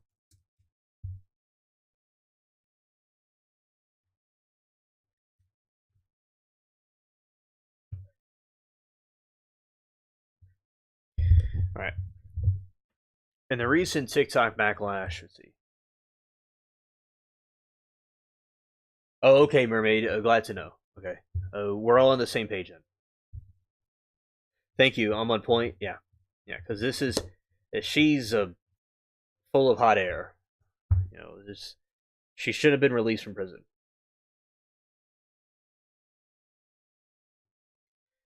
Okay, there's a reality series, Gypsy Rose Life After Lockup.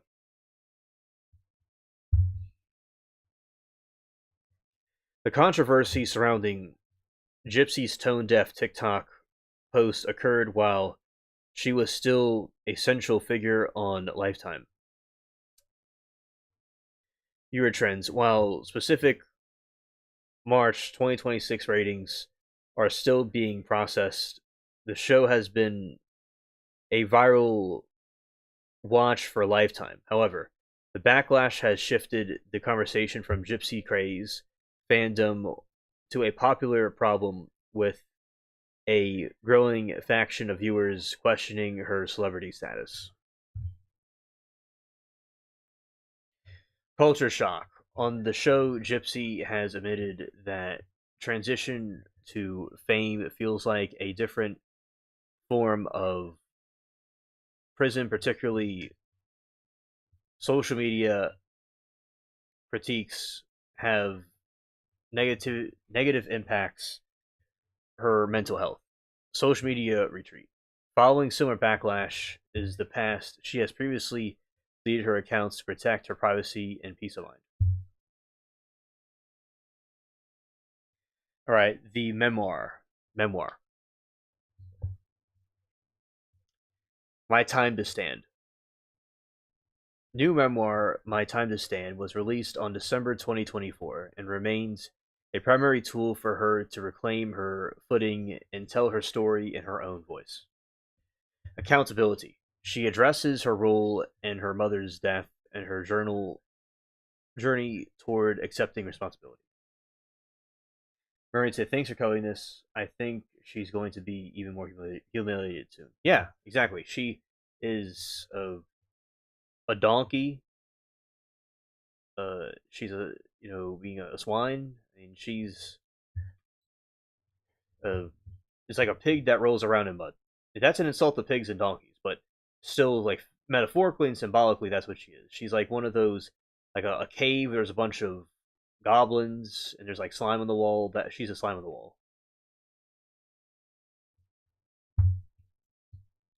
Accountability. She addresses her role in the mother's death and her journey toward accepting responsibility, and then talking about the murder like it's a joke.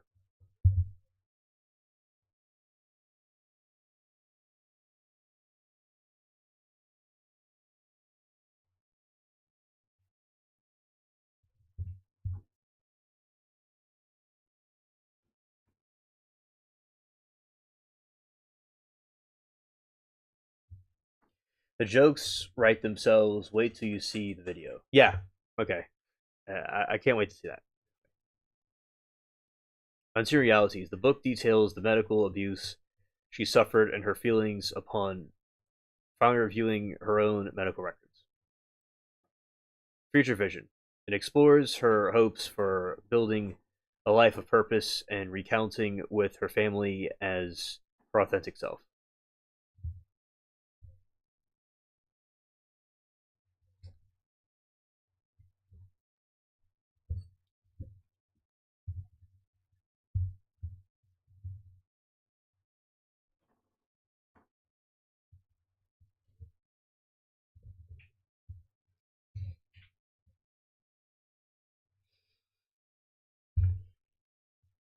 All right, and also watch her apology from today to when you can, maybe because no strikes. Yeah, alone. Okay, I'll do that alone. Yeah, because I know when we try to do something on the stream and they come try to do the copyright nonsense. So I'll definitely review the videos and see what I could play on the stream for y'all later. I mean, not like on the next one.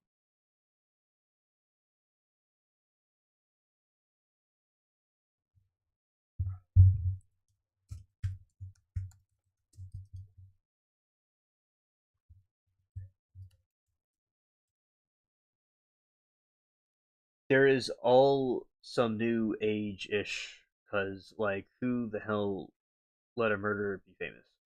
See, any time period in the past, people would have certainly not have accepted this type of stuff, and it wouldn't have been put in the main media. But it's really ridiculous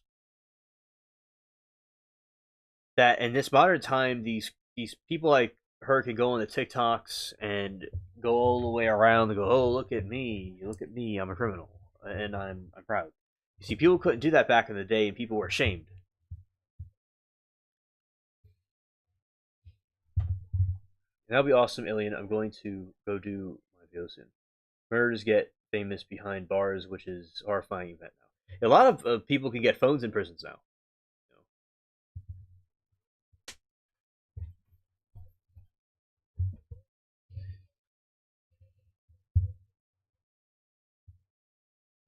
Yeah, it's really crazy these days what people accept. Yeah, and I'm going to be going off myself, get some stuff done, and later on I want to do that um, live stream, the garden live thing. Yeah. By the way, Mermaid, I think I found the right song you could check out when you can later that you're looking for. It took me a moment to find that one. Yeah. So that's okay. So, and Mermaid, I'll look forward to seeing your stream too. Your video. Technically. Right. Okay, everybody. So thank you for watching and hanging out with us. We'll see you on the next one, and